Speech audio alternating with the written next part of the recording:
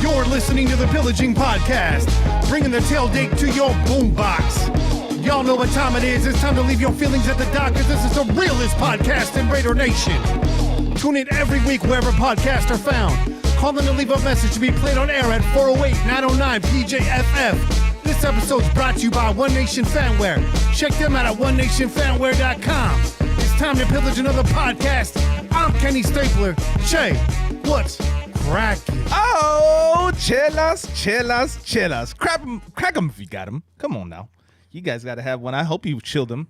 You guys have been waiting for us for a long time. Hell yeah. I know them beers have to be hella cold. Fuck yeah, dog. But look at this beautiful thing we got here. I'm just going to pour it, and then I'll tell you about it. Pour one out, dog. Yeah. Shout out to Randy Guerrero in the chat. Big shout out. Hey, shout out. Shout out to Rolling Dubs. Raider Nug. With a lot of foam. Let me sit that down right now. This is that Oakland United Beer Works. Because, you know, it's all about Oakland Raiders, bro. You know, we're all Oakland Raider fans. Find me under the Oak Tree Hazy IPA. 6.8. This is a new beer company, bro. I haven't had one from these guys, so we're about to see what this is all about. New shit. Let's see. See what it tastes like. We got a lot of head on that beer. Hey. All right. That's tasty. Yeah. Just like a hazy should taste, man. It's got a little bit of that. There's a little bit of bite, but it's mostly mellow, right? Okay. For me, it's mellow. Yeah. There's a lot of it's like a full flavor, right? Mm-hmm. A little bit of citrus on it, just that tingle on the tongue from that, you know, like if you had like fucking orange or you eat a little bit of that like peel, you get a little bit of that spice on the back end. That's what you're getting there, which makes sense if they had a little bit of a citrus peel in the brew. This is good, man. I like this. Shout out to Oakland United Beer Works, bro. 6.8. You know, it's a little crusher. Yeah. Sounds good. We should be crushing. I'm jealous right now. I really want a beer, but I'm trying to stay strict. But at halftime, I'm switching to that Yak Daniels. There you go. You go. All right. Well, I was gonna say, man, come on, get a little sip of this. I'll get a sip of it. Yeah, get a little sip of that, bro. Yeah. The can is dope too, man. I know it gets lost because of the green screen a little bit, but it's got a lot of cool design on there, man. Find me under the. You see, I got number 2 in the waiting right here, sitting on the. What are you doing under the oak Sitting on tree? the What rack. are you doing under the Oh, pillagers! It's good to be back, man. Hey. I know y'all been hating on us on fucking Twitter Oh, that is nice. about taking fucking forever. It's sweet. It's kind of a sweetness to it. But we're back. We're back, man. Got some stuff for you to discuss. Let's continue this roll call. Shout out to Great Spikehead. Yeah. He asked, is this going to be a positive pillaging podcast? Because that draft went pretty well. That draft went fantastic. Hey, that was a great draft, man. We just got off of watching a whole bunch of highlights. Oh yeah. Shout out to Raider Nug, who's got his wrench back. Y'all better beware. You got the wrench Watch out, bro. Don't make him bust that fucking wrench out, man. Shout out to Unified, Rolling Dubs, if I haven't said that already. Moki Cerna in the chat. Good to see you. Moki! And hopefully some more, Shout out, bro. more folks start to filter in. Go ahead and smash that like button while you're at it. Excuse me. That beer punch is back. I like that. I got that. I got the coffee on deck, man. I got wings in the tummy. Yeah. It's been a while since we've been on the air, but It's been a while. we've been living our life out here. Me and Shay hit the field for like 3.5 hours. My life, my life, my life, my life. Here's a human jukebox In tonight, the man. sunshine. Hey, if Shay wants to sing, it's gonna be a good show. It's gonna be a good show. Hey, man, you keep hitting me with words, just, But there's just about every fucking word reminds me of a song, so. The NW Raider was good. Hey, what's good, Hey, NW Raider? it's good to have you back in the live. Shout out. It's been a minute. And SJ Raider staying up late. Are you in San Jose? Because it really ain't that late, dog. It's not that It's late, like 9 dog. o'clock out Yeah, here. man. It's 9 pretty o'clock. early, actually. 9 o'clock in the crow's nest right ¿A now. qué horas despiertas, man? What time you got to get up, son? Watch out. Watch out. It is getting late. It's that late hour. It's that witching hour. It's that's when Be careful. we come out, bro. Cuidado. That's when we come out. La mano peluda is going to get you. He said, what wing flavors, bro? There's that. They want to know about the Oh, what's the wings, wing bro. flavors? We had that lemon pepper. We had that Louisiana rub. We had that garlic parmesan, bro. We had the trifecta popping off. Yeah. Little blue cheese. It's good. It's good. Yeah. None of that boneless bullshit. And I had that. Okay. I had that mellow yellow, bro. Yeah, you did have that mellow yellow. We were They talking call about it me too. mellow. Yeah, man. And we went out. We did some field work today. Yeah. We were throwing some discs, hucking and chucking. Worked up an appetite, and we were like, we need some soda right about now. Yeah. Get that energy back, man. Oh, SJ is Sanjoku. Okay, all right. Well, what's up? It's good to see you. New handle.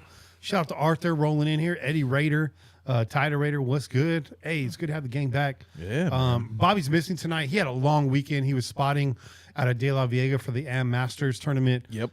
All 4 days. He's been out there on the hill. Legs hurt, probably sun drenched, got the headache. He's chilling right now. He's got his feet up. He's probably watching this. Probably got to hit some dabs, bro. with the- For sure. with the homie, For sure. You so- already know Bobby Wasabi's. Yeah. Shout out to Sam. There's a whole household of Raider fans out there too. Oh yeah, man. Yeah, good Raider fans. Yeah, dope, man. Yeah, good. Shout folks. out to them, man. Yeah, They're always good company, man. They're very welcoming. Yeah. Shout out to Randy Guerrero and the whole fam next door. Absolutely. Sorry I couldn't slide through last night. I got back late. But Che came through late. So, Yeah. Yeah, we were up. Yeah. We were fucking talking about everything. Talking some shit. Hell yeah, dog. So we're gonna talk about the draft tonight. We're gonna hit you. We had a couple quick hits, a couple things we gotta tap on.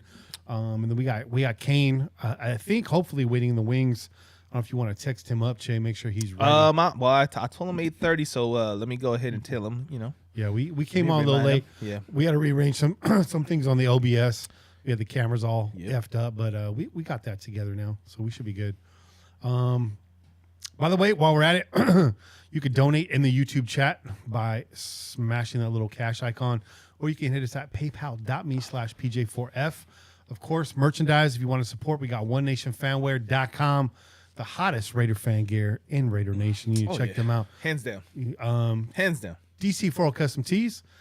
Chase sporting that Pillaging Podcast official graphic tee that you can get at DC4L Custom Tees, as well as a few other items. Go get you one. I got the bootleg remix courtesy of your boy Gent. Hey, shout out Gent, man. Yeah, let me get that on there. Shout out. Oh, look at that. Shoo! Bootleg. Spicy right there. Swaggering. Yeah, it's got that swaggering boisterously. Yeah. For those of you listening to audio, shout out to all of you on Monday morning listening to this, getting through your workday. And of course, if you want a custom engraved glass, go to bathgateengraving.etsy.com. Get you with one of that these. nice Pillaging Podcast pint glass. One of those right there. And of course, anything else you want engraved, they'll do that for you. And summer is approaching right around the corner. What you need is some nice, chill Mexican salsa, courtesy of Sal's Mexican Restaurants.com. That's right. You can hit them up at their main location in Selma, which is 559-896-0412. Ask for Sal or Carl with a K. Raider Nugs is wearing the OG logo shirt, the barrel shirt, which I think is still available over at DC4L Custom Tees. If not, we'll reach out and get that up there. That is a dope, and it is the original. That rum barrel. The original logo, man. Yeah. So if you got one of those, you're in the know. You've been here since the start. Yeah, we even got From the beginning. We even got the band stuff on. We got the band stuff too. Go get you one of those. Yeah.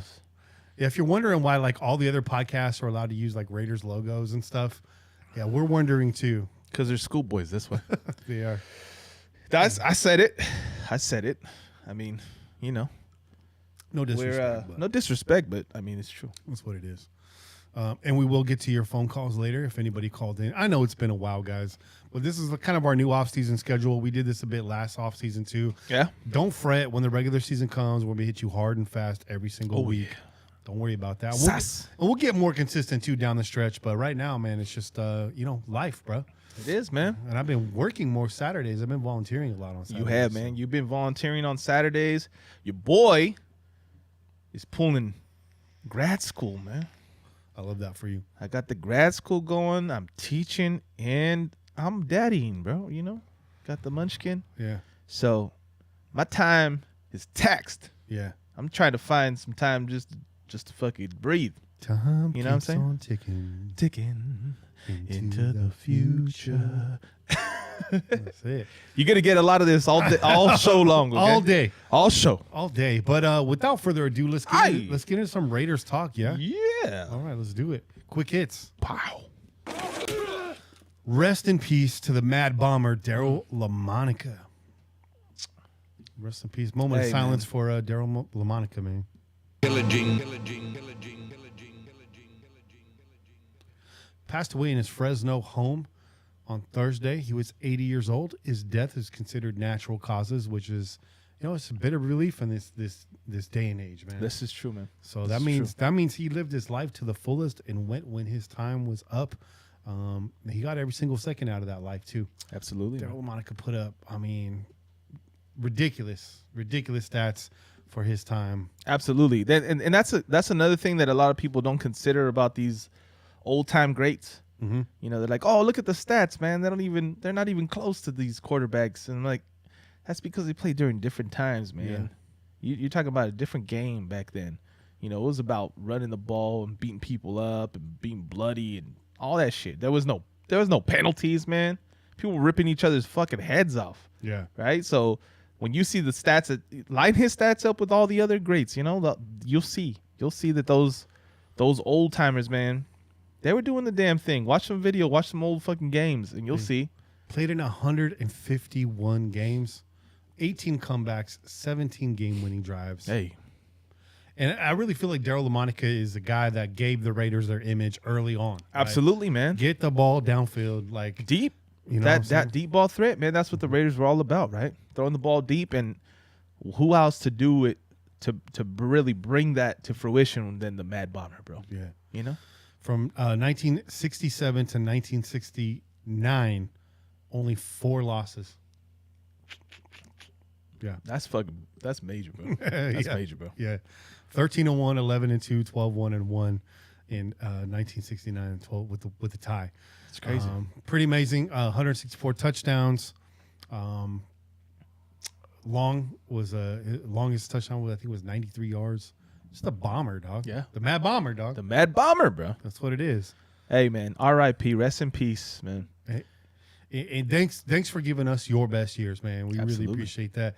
As a fan, I didn't even get to see Daryle Lamonica play, and the mention of his name gives me goosebumps. Yeah. You know what I mean? Greatness, man. When they talk about the greatness of the Raiders, people pine over the Raiders. They get nostalgic over it. The mystique, the persona. It goes back goes back to Daryle Lamonica. It goes back Absolutely. to a lot of them. Daryle Lamonica is a tentpole name in that whole batch of Raiders lore. Yep. So rest in peace. R.I.P. man. Respects to the Lamonica family. Y'all are legends in our book. So keep on keeping on. Hopefully we get some dubs for you this year, Daryle. Absolutely, you know man. what I'm saying? Yeah. Quiet too, man. Hey, we got a few people. We got a few people that we need to have a season dedication to, man. You know, we got Madden, we got Lamonica. Yeah. You know, we got some legends that left us, and they deserve to see us fucking put a season together to be proud of. You know what I mean? So I hope that's in the back of the minds of all the veteran players on this team and all the new coming players, because you guys have just been indoctrinated to a family and a nation right here, man. Yeah. You know what I mean? So Absolutely. I want to see that. I want to see that. Moving on, quick hits, man. Hey, quick hits. Raiders declined the 5th-year options for Josh Jacobs, Abram, and Cleveland Farrell. So talk about that a little bit. I mean, this not a huge shock. No. And I think a lot of people at first might have been shocked on the Josh Jacobs thing. Yeah. But let's talk about that a little bit. I'm not really surprised on this when I saw it. I was like, okay, that's that's a good move in my opinion. That's keen right there. That's great front office work because, Josh, I don't want to blame it all on John, but I mean, Josh Jacobs put this franchise on his back for the last 3-4 years. You know what I mean? He did. Was it 3 years now, right? 3 years? Yeah. And, I mean, wore the dude out. He came in with low mileage, bro. We drove him like a rental car, dog. Yeah. You know what I mean? And that doesn't mean his career's done or anything like that. Not at all. With the Raiders. Not at all. But I think with the 2 draft picks, we're going to get into those later in the show. Pretty high on both of those guys. But Josh Jacobs is, I think, in the twilight of his Raiders career. I think he could rejuvenate somewhere else, but, struggle with injuries. Not quite what we wanted to see catching the ball out of the backfield, and maybe that's for a lack of opportunity. I don't know. Right. But Josh Jacobs is still a monster in my book. Big fan of Josh Jacobs. Hope he has a great season. Hope he comes back because I think he's still an asset. I think he still has a lot to give. Yeah. I do think he has a lot to give. Absolutely, man. The one thing I would say, and Ziegler and McDaniels kind of commented on it when they were asked about drafting 2 running backs and what's that all about? Basically they said they're all about bringing competition, right? So their main thing is to make sure that there is competition at every position to push the players and so that they get the best out of every player, right? So they're bringing in these young running backs. These motherfuckers want to get on the field. Zeus wants to get on the field. Okay, Brent Brown, 7th rounder, man. Whatever he may be, the motherfucker gets after it. If you guys go watch some film with this guy, I wouldn't be surprised if we see him on the field. Go watch his film against LSU. Yeah, man. He was doing things. So they bring in competition, and we already know they declined the 5th-year option. And it's a prove it year. Okay, prove to me that you are worth us, spending some cash on you, right? Because we got these 2 young bucks here that are going to be playing for us for dirt cheap, right? And, I hate to say it, but the bottom line is the NFL sees running backs as a dime a dozen, right? You look around the league, nobody pays running backs, with exception for a couple of guys. And really, there's a few guys that get paid. You got yourself you got Zeke over with the Cowboys, got paid, right? Derrick Henry, right? And I don't know. It was did Cook get paid with Minnesota? I think he might have gotten paid too. Yeah. But that's pretty much it. McCaffrey, I think McCaffrey was due to get paid, or he did get paid maybe too. But we saw what happened with him. He's been injured the last 2 seasons. So, and outside of that, I mean, Cook and Henry, they're in a class of their own. Yeah, man. They're yeah. So we've seen it up and down. Every team in the league does it, man. This is the new. It's the new guide. You don't pay running backs. It's the new style. Yeah. It's It's not done anymore, man. We saw what happened in Pittsburgh with fucking what's his name, who's like basically out of the league now. But when he left, everybody's like, "How do you not pay that guy?" Mm-hmm. And then he went to the Jets, didn't do shit there. Nothing. Ends up with the Chiefs, didn't do shit there. Mm-hmm. Now he's basically a lost soul, bro. Like you ain't hearing about him no more. I can't even remember his fucking name. David Franklin in the chat says Jacobs is a good back, but the Patriots never pay running backs. They run them and spit them out. And that's another great point. That's true, but we're not the Patriots, man. This is not the Patriot way. This is like Che just outlined, the way of the NFL these days. This is the NFL, man. Yeah. This really is the NFL. And I made a comment the same the other day when we were talking about it, discussing in the group chat, that this could be the first thing that you could actually point to Ziegler and McDaniels doing the Patriot way. But this is really league-wide, man. Yeah. The league does not pay running backs. Yeah. It doesn't do it. And Chad picked you up, Le'Veon Bell. There you go, Le'Veon Bell. Yeah. That's who I was talking about. But see how I forgot about him? Raiderette Lizette wants to know, and shout out, man. And shout out to Don Day, man. Welcome on back. Yeah. He said, where do you guys think Abram stands? I think I don't think he does stand. I think he just shoots his body at people. Yeah. And I think that's a problem, right? I felt like Abram was getting back on the right track last year. We saw some good things out of him, but again, a mainstay on the injury report, can't stay on the field. They hear it time and time again. The best ability is availability. And I think he's a liability as well. Yeah. I like Abram. You guys know my thoughts on Abram. He plays the Raider way. The dude plays with reckless abandon. Absolutely. He likes to lay the punishment. Played a little bit more smarter last year, a little bit more behind his pads, but I think we can do better. And I think with the money due coming up, I mean, you get younger, you get cheaper. Again, that's the NFL way. It's true. So, with that being said, I think we have bigger fish to fry. And we got some young corners, and I like our secondary right now. So to me that made sense. Yeah. No, absolutely, man. And then Cleveland Farrell, I mean, you guys are all very critical of Cleveland. I want to call him an absolute bust because he doesn't suck, right? Like for me, a bust is a guy that comes in and some people will argue with you, bro. I'm just saying. I know, but to me, a bust is a guy that comes in and can't stay in the league, right? Right. Cleveland Farrell did not play up to his round status, right? His first round draft pick stat. Yeah, to his draft. So he's an underachiever. I would not call him an NFL bust. Yeah. If that makes sense. That does make sense, man. Absolutely. But I see where you guys are coming from. People that think he's a bust. Yeah, I get it. Like you value that first round pick, as do I. But I want to call him a bust. I think he's a hardworking guy. I think he's a role player. I just think we drafted him too high. Yeah. Yeah, absolutely. And you know what, man? Like, there's a lot of guys that people wanted over Klee in that draft, and we've seen him. Allen over with Jacksonville. Like these guys, they're putting up some decent numbers, but there's nothing that's like godly either. Yeah. So I don't know. I kind of have I mean, we didn't really go that wrong by drafting him. Mm-hmm. And like I said, the one thing that we did know about Cleveland is that he was pretty solid against the run. He held up that edge when he was on the edge, right? The other thing about him is that he's never been positioned solely at the edge, right? He's being shifted around. And now it looks like that's pretty much it, right? Yeah. He's pretty much locked in, or he's going to be backing up Jones every once in a while, come in, give him a spell.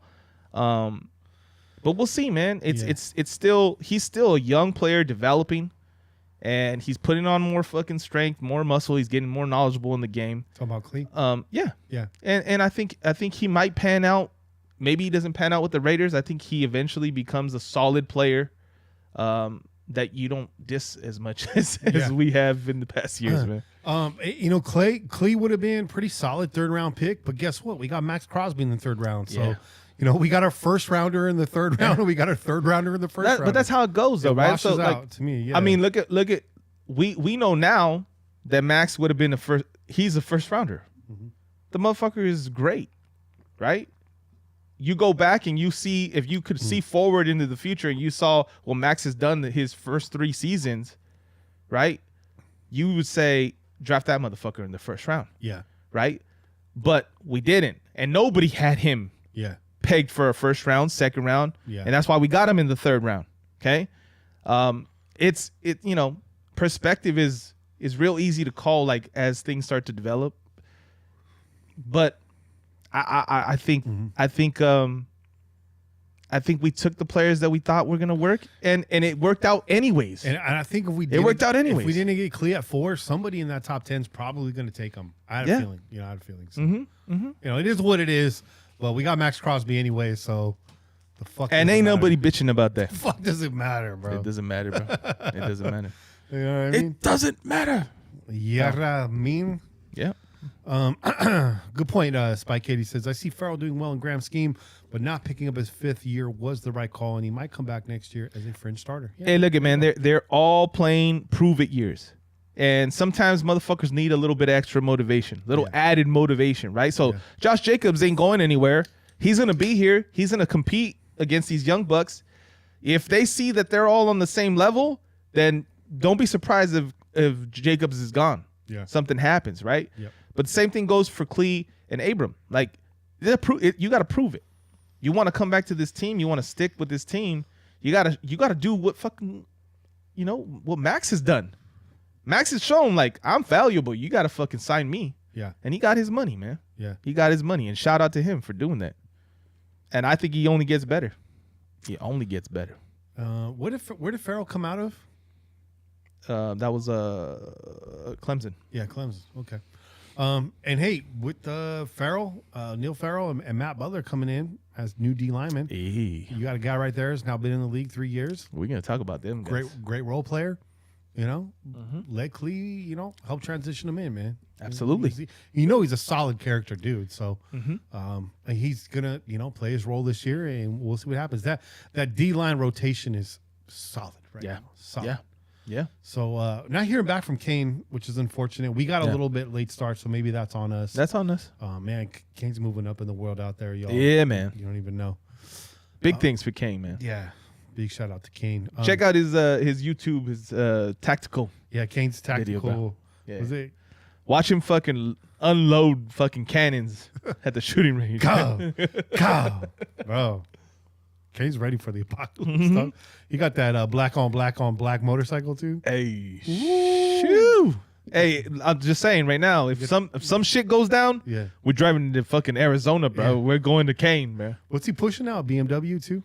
There you go, man. I don't know, man. This motherfucker, he bought a plot of land out there, bro. He's got his own street, dog. He's winning right now, bro. Dude, he's winning. He's winning, bro. Yeah. Everything. He's winning life right now. See what happens when you move to Arizona? That's it, man. Shit.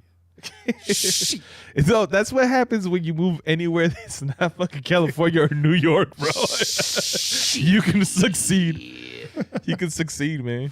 Everything's cheap. That's my lady's favorite sound drop right there. Shit. Yeah, she a big fan of Clay Davis. Bro, we watched that Wire, bro. Hell yeah. She's like, oh, that's where that comes from. I'm like, yeah. Yeah, it is. So, hey. So we haven't heard back from Kane, so we're going to get into the draft class. What do you say we do the first 3 picks and we take a break, come back to the last 3, and then go to the calls? Sounds good. You want to do that? That sounds good, bro. Let's get into it. Let's do it, son. Wish I had some draft class music to play for you to transition out, but I don't want to get hit with another YouTube strike. So yeah. Apparently, our Nesty Awards music is copyright protected, which is weird because it's license-free music that I picked.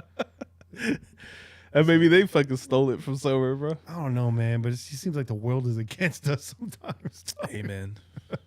It's us against the world, son. Yeah. It's us against the world. That's all right. It's all right. It's a fucking Travioso podcast, bro. That's true. Like I said, man, we say some shit. So let's get to this. We don't have the draft sound effect either, so we got to go with Todd. That's all we need. That's all we need. And in round 3, the Raiders drafted offensive guard OG DP. Are we gonna call this guy DP? I mean, those that know. Personally, not into that. I'm gonna be bumping up against my buddy. Yeah, no. OG Dylan Parham out of Memphis, 6'3", 285 pounds. Yeah, man. Yeah. Check it out, dude. This kid, I'm not saying he's going to start or anything like that. Obviously, highlight film is highlight film. But even watching tape of this guy, what do we see out of him? Stays on his toes. Yep. Athletic. Yep. Does not get beat. Mm-hmm. I mean, if he can help it, bro. Yeah. This kid is not getting beat. Yeah. Right?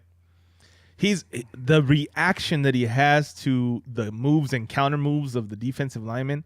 And we saw film against Houston where he went up against a guy that was touted that actually went earlier, I guess, than he did, a defensive tackle. Hall, I think his last name was.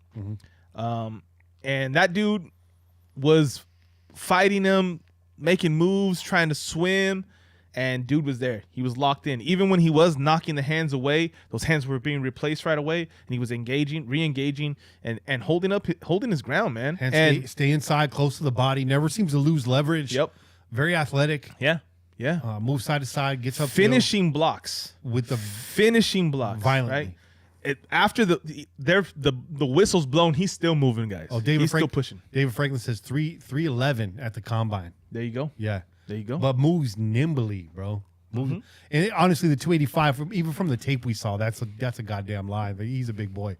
He's solid, man. Yeah. And you know what? I think he's gonna put on weight. Everybody does as they come into the league.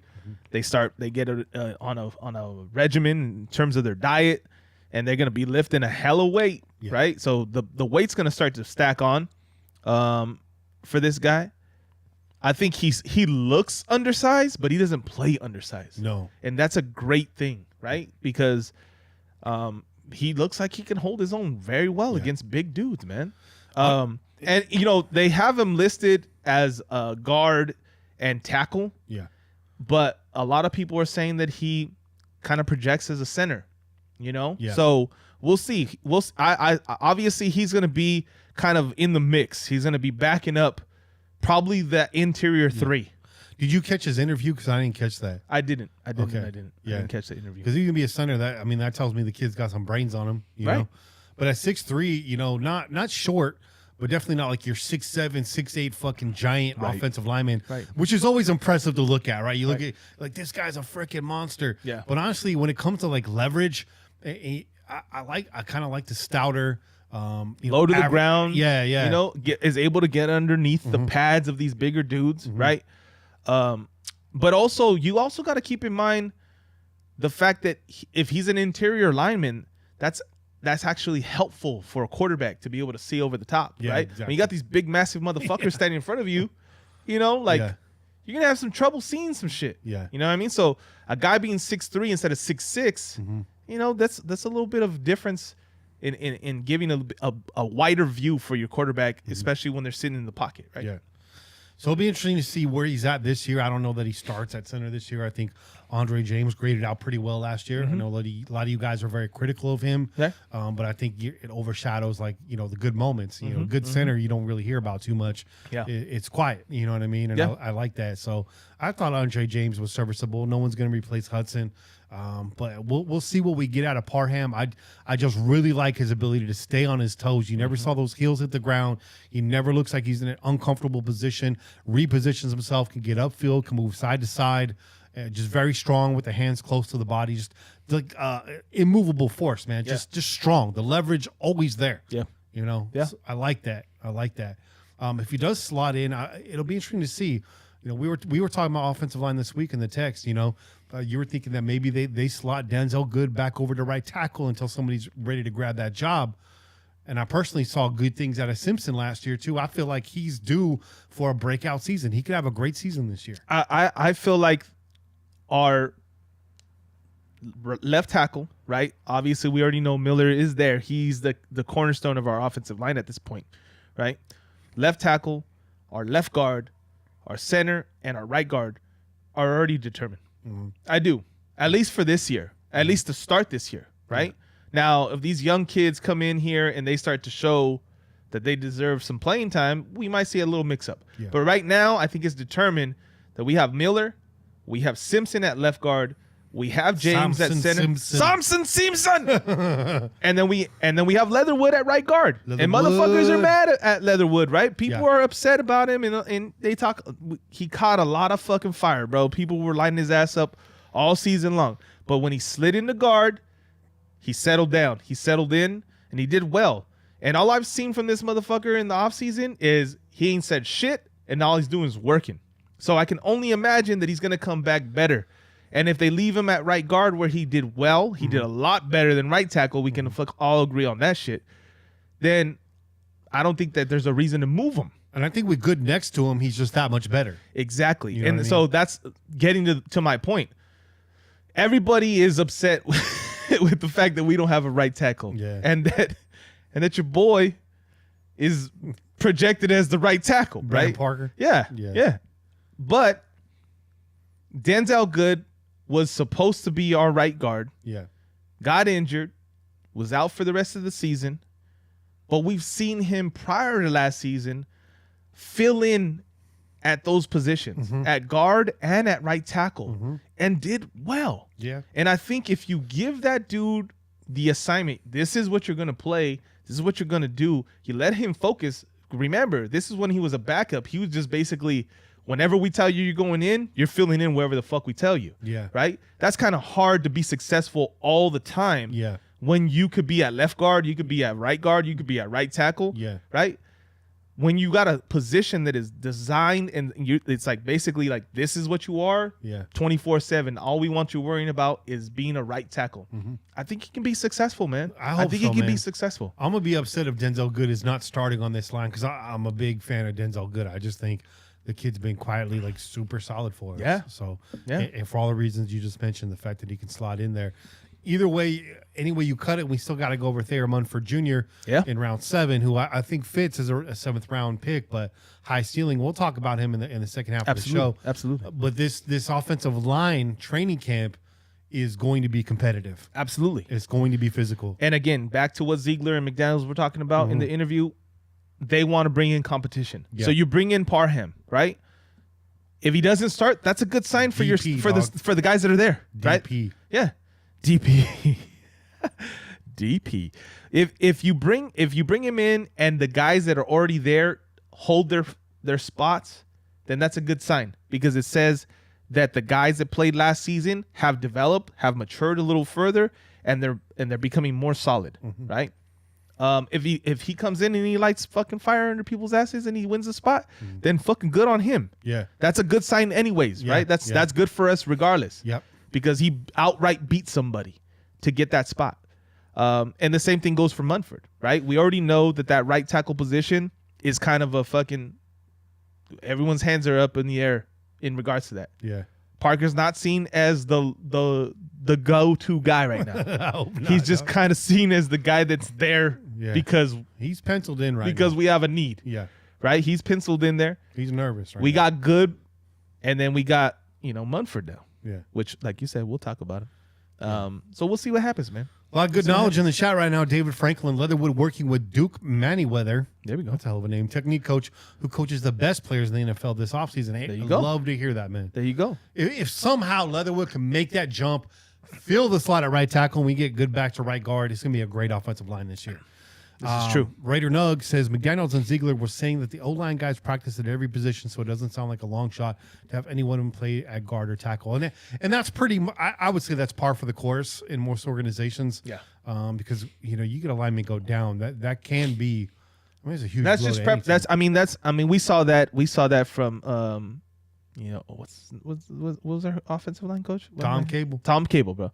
We saw that from Tom Cable. He did the same thing. He had offensive linemen practicing all positions because you just never know. You never know who's going to go down. You never know who goes down with an injury, and you never know what you're going to have to fill. So you got to be prepared to go anywhere you can, right?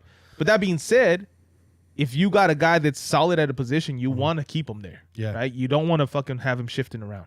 And somebody asked earlier, I think it was Spikehead, was wondering about our new offensive line coach and what his scheme is. I'm going to be honest with you, I really don't know. I need to study up on that. But what I do know is Tom Cable, and respect to Tom Cable, man, he did a lot of work with us, man, this last stint. I was really impressed. Yeah. But he asked a lot out of his offensive line. Oh, absolutely. Like an absolute lot. You're pulling, you're moving, you're getting downfield. So we'll see. Maybe this new scheme will be a little bit more favorable, a little bit more generous to some of these younger cats we got up and down the line. Real quick, shout out to Dapper Dan. Shout out. Hey, shout out Dan. Hey, by the way, Senior Org doing work down here in Gilroy.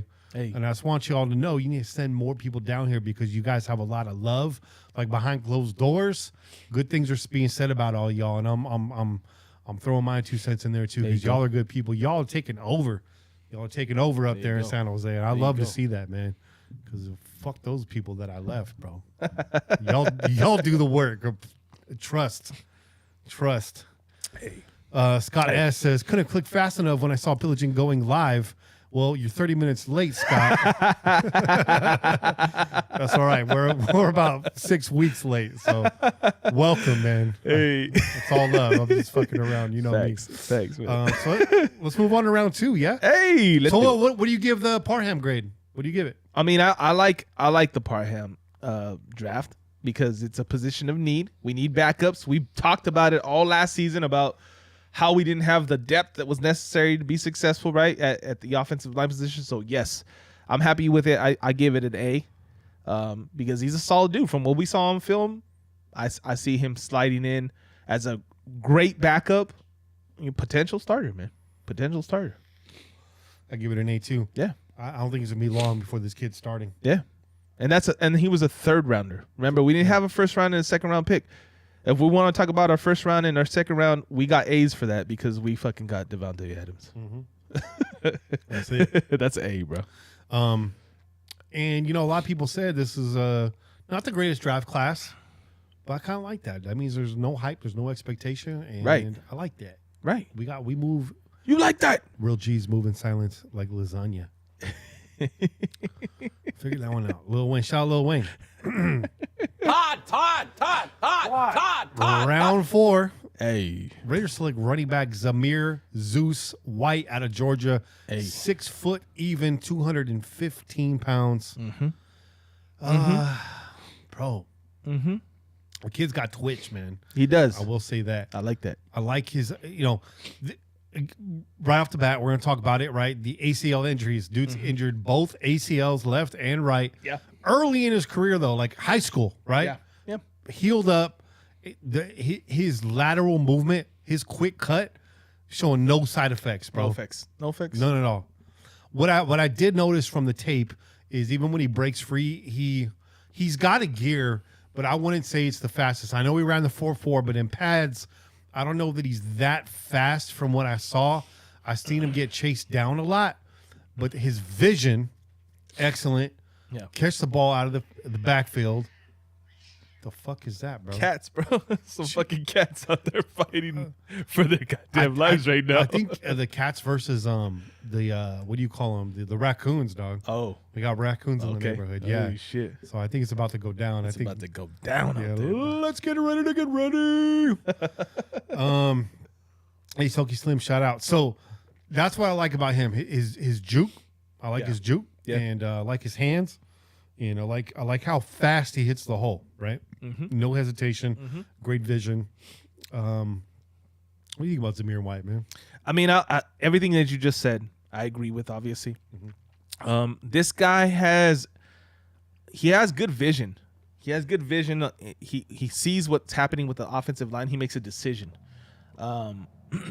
There's a couple of plays that were shown where he may have made a decision a little too quickly. Yeah. But overall, the dude allows things to develop in front of him and then attacks accordingly. Mm-hmm. And that's nice. Mm-hmm. That's really nice, especially when you're talking about inside line, right? Mm-hmm. Hips wise, and you commented on this, this guy's really he's got nice control over his body, man. Mm. He plants, he cuts, he makes a fucking move, and he's able to get forward. Like a lot of guys make a move to the side. They lose some speed, right? They got to get themselves back redirected, and then they're able to move forward. This guy makes a stop, and he's cutting upfield at that stop, right? Wherever he plants that foot. He's able to move forward. This guy doesn't. You have like zero film of him going backwards. Everything's forward. Even if it's a short run, he's falling forward. He's moving the pile. He's dragging some people with him. I like what we see from him, man. You talked about him getting chased down. I saw him more along the lines of if he's side by side with somebody, he's not going to pull away necessarily.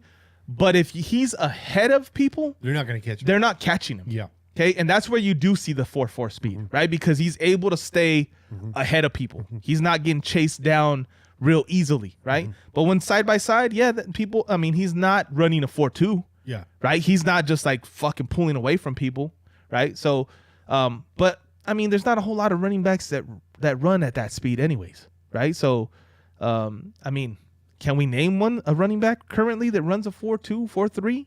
No, that's wide receiver speed. You know what I mean? So 4.4 is decent speed. And like I said, if he gets ahead of people, if he gets behind the defense, it's over. He's going to fucking go house.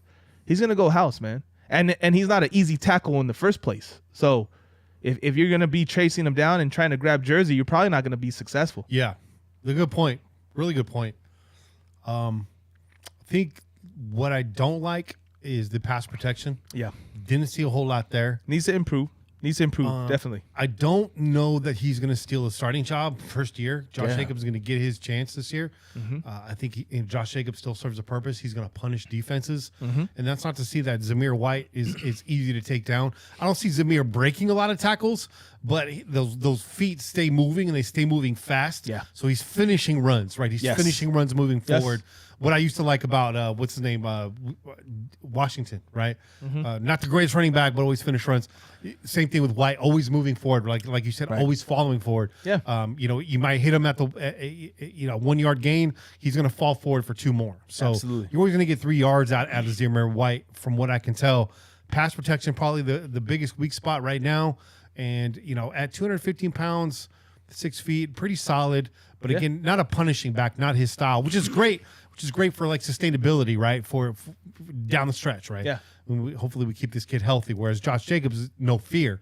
Yeah. And it's kind of why he is where he's at in his career. That's the difference between the two. Really, is Jacobs invites contact and fucking relishes it, and Zamir White, he's gonna make the move to avoid having solid contact on his body. Yeah, I like that. That's what allows him to continue to progress forward, right? And we see Jacobs moves forward too. He makes progress moving forward too, but he fucking brings that meat, bro. He wants to put some fucking shoulders into some people. So what I think we arrived at is that we now have a really solid 1-2 punch. Yeah. Not that we didn't with Drake and other cats, but White's coming in. He's a young cat. He's fresh.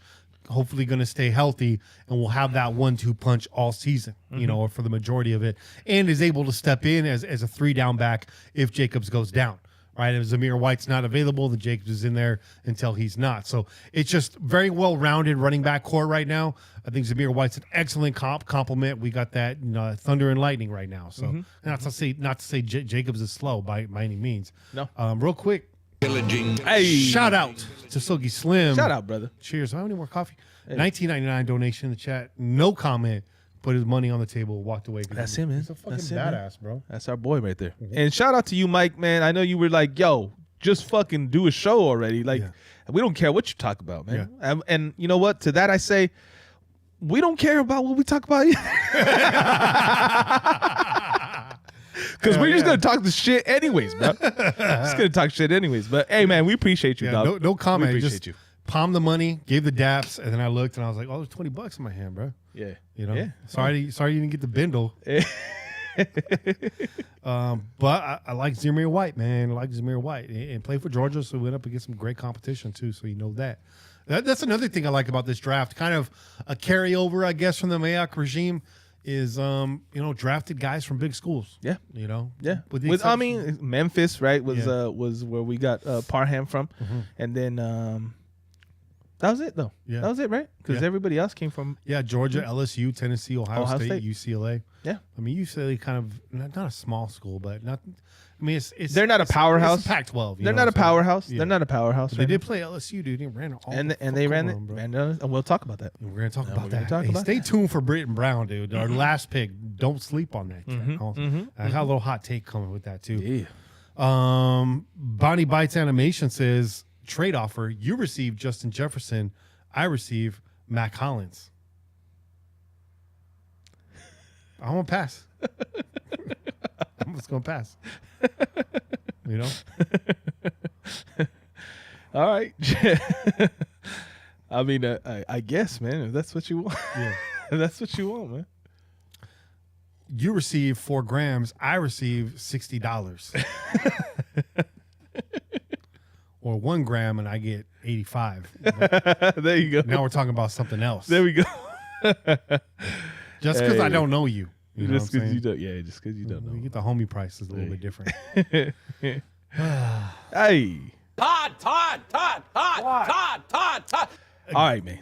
Again in the 4th round. Let's get into this defense.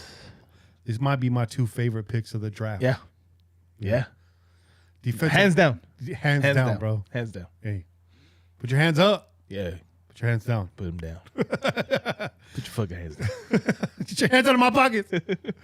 Defensive tackle Neil Farrell. I know you're triggered by the name, but it's Farrell, not Furl. Yeah. Okay. Yeah. At LSU, 6'4", 319 pounds. Call bullshit. This kid's like 330. But he runs like he's 295. Yeah. Yeah. There doesn't seem to be a player in college football that knows how to stop Neil Farrell. Hey. We watched the one-on-one drills from the Senior Bowl, which you pointed out. Oh, Just wrecking shop, bro. He's just wrecking shop, bro. hey, Russell Wilson is not sleeping, dude. Hey. Talk about this guy, bro, because I Listen. can't even get words out of my mouth. No, right look, now. this guy, I mean, look, you see fucking Kenny's giddy over here, man. And look, we've had many a discussion about, wanting to see positive Kenny. This is a positive ass Kenny right I'm here, having man. He's positive right now. this is a happy ass Kenny right here, man. Yeah. And this guy is part of the reason, because you watch this motherfucker's film, this motherfucker is non-stop. Non-stop. Yeah. Beating double teams, beating one-on-ones, and this dude he doesn't stop. His motor doesn't stop. And guess what? We got another player like that. He's a pretty good motherfucking player. Max Crosby's Max got Crosby. a motor that never fucking stops either, bro. Max Crosby's loving this pick, bro. Absolutely, Because man. Neil Farrell is going to be pushing food onto Max's plate, dog, all season. Neil Farrell reminds me of my 76 Monte Carlo, because even when I turned that thing off, the engine kicked over a couple more times, bro. It said, da. That thing would not stop, bro. You know what I mean? Hell yeah. Bro, I'm pulling up with That's the fucking fantastic. and the all green Monte Carlo with the sheepskin steering wheel, bro. Shoo. You Hey, watch out now. My senior Shit. year in high school, bro. Was your fucking, they used to call you Gator? Yeah. Hey, Gator don't take no shit. Hey. You see fucking Kenny walking down the street in a fucking fur coat and some goddamn fucking some platform Hey, fucking you ain't- shoes, bro, with you a ain't- goddamn goldfish. You in ain't them, bro. never seen me walking down the street. You see me pushing that Monte Carlo everywhere, bro. When I got that car, Hey. yeah, I would drive that like 5 houses down, bro. I'm coming over. Hop in the ride, bro. I can hear the fucking music, bro. Hey, hey, doom, doom, doom, doom, doom, doom, doom. Yeah. What was the jam I played in that? Parental discretion is advised. Oh, yeah, you NWA? did. Oh, Yeah, that thing you was- fucking did. I had the 210s in the Hell yeah. back seat, bro. I had the box in the back seat for maximum what's up, bump, bro. I had the deck on the front seat because I couldn't mount it in the vintage, bro. Yeah, bro, I was riding dirty. Yeah, bro. you did. Yeah. Cables fucking going everywhere, bro. And the homie, You hooked probably up- had some duct tape to sit them down. my homie said he could hook up the stereo, and then he got in there. He's like, I don't know what to do with this. I'm like, bro, just get it done. I don't give a fuck, bro. I don't give a fuck. Just make it work, dude. Just make it work. Got the 210s from the I don't care if it looks nice. Just make it work. I got the 210s from the swap meet from the Bay Area. There So you swap go. meet, Yeah, bro. you did. Yeah, you Yeah, did. I was Yeah, happy, you did. bro. Hell yeah. Only La Pulga. Shout out La Pulga, Yeah, man. La Pulga. Hey. Hey, shout out. So off track. Neil Farrell is a goddamn beast, bro. This guy has moves, but his off the ball speed is freaking ridiculous. The only thing that makes me nervous is like he could possibly be a false start machine. Yeah. But I kind of doubt it. I mean, he's playing in stadiums with 100,000 plus Mm-hmm. fans. I don't know what his penalty rating is. I don't know how many racked up or whatever, but Yeah. his ability to get off the ball and just beat offensive linemen, more than I saw him using hand moves or spins, which we saw the spin. This dude just using his fucking shoulder, bro. Quick step and brute quick force. step and getting into people. He's Yeah. he's getting into people. getting- That's the key, bro. That's the key. Yeah. But I mean, not. But you mention it. he does have hand moves, man. Okay, so many a times you see this guy, if you're watching the film, you know, especially if you're seeing somebody that's cutting up film and they're slowing it down for you, you're seeing this guy, he'll hit his gaps, right? And let's say it's a running play. Many times we've seen this guy moving into a gap, the ball's going in the opposite direction with one fucking club, kind of a la Reggie White, bro. Fucking pow, and just unlocking from the fucking block and making, and then he goes from here to fucking full out spread and fucking grabbing onto the running backs over and over again, man. Yeah. This guy's gonna be a force, bro. He's gonna be a force, and he's got that club with both hands, bro. The offhand and the dominant, left or right, bro. You can get it. You can get it, bro. Either way, bro. You can get either one of these hands, son. Either one. No, this guy, man, y'all should be excited about this dude. Go watch the film. If you don't know nothing about him, and you're like, what the fuck are these guys talking about, man? Why are they so fucking happy about this dude? Go watch the film. Go watch the film. Go watch the film, because this guy is nonstop. He's bringing it every fucking play. Shutting down double teams, breaking, like splitting double teams, getting into the fucking quarterback's ass, putting fucking centers in his fucking lap, like putting centers in quarterbacks' laps, like constantly. I was gonna say, even if he doesn't get off the block, it's sled drill, bro. Yeah. You know, and it's like it's not like, you know, you see guys like starting to push a guy and then they get to a certain point and then it gets stuck. They get like stuck in the water, and then they're just kind of like putting their hands up. Now this motherfucker keeps driving motherfuckers at the same speed all the way to the quarterback, man. All the way to the quarterback. And finishes, bro. Yeah, bro. It comes from the other side of the field to finish, bro. Sniffing out the ball, wanting to be involved, finishing out plays. Yeah. No quit. Starting to see a trend, Raider Nation. None of these guys quit. High motor. High motor. What's the other thing about Farrell? Oh, yeah, he's a beast. Yeah. No, one other thing. Yeah, I mean, quarterbacks are going to get lap dances this year from their own centers, dog. What the fuck are you doing there, bro? You're grinding up on fools, bro. Hey, Sierra's going to get jealous, bro. Grinding like your aunt at a wedding, bro. Like your aunt at a wedding, bro. Sierra's going to get jealous, bro. She'll be like, that's my man. Sierra ain't jealous, bro. She's not jealous, dog. I know. She's like, the fuck, bro? What did I do? Yeah. And nimble, bro. Really nimble. Yeah, man. Real nimble. Twinkle toes. Somebody who's cutting up films called him Twinkle Toes, bro. I think that was Raid the Tape. Shout out to Raid the Tape, man. Hell yeah, man. Shout out to Raid the Tape, man. Hey. We might have to link up, bro. Because you do a good job, son. Somebody put the word out. Raid the Tape. You wanna come in with these OGs and teach us a thing or two, man? Hey, come on in. We're interested about your background. Like we were talking about, what did he play? I was thinking like maybe corner. Yeah, that's my guess. Yeah, I don't know. It's a good call though. I think you're right. Defensive back for sure. Yeah, defensive back for sure. Good cat. Yeah, nice hat too, bro. Nice hat. Hey, what do you think of my new hat? I got the silver shield. That's a fire fucking hat, bro. The camo brim. Yeah, it's kind of like it. It's dope. We won't talk about the patch on the side. No, we'll talk about that. We'll talk about this. Nice why do you even fucking mention this, bro? Nice looking patch. Just don't ask any questions, bro. I have not re-upped on my hat game, but I will very soon. Yeah. By the start of the season, your boy will have a new Raider hat. Okay, not that this one's gonna get retired. It's just gonna be in rotation. I might have to cop a gray hat because I've only black hats. That's where I'm going. I'm thinking about going next. Going back to gray. This is a gray, but it's dark, so it's almost almost black. You had that kind of a tweed gray or twill. I don't know what the. It's that heather gray. Yeah, bro. the heather gray. Yeah. I like that shit. That was nice. I always like to grab those. Yeah. There's a few hats out there that I'm looking at. Just saying. All right. Just saying. Either that, I might go back to the all blacked out one. Yeah. Because that's a never fail. That's a no. Yeah, that's a no brainer. You know, I'll probably be copping a few hats this before the start of the season. Just word. I'm just giving word.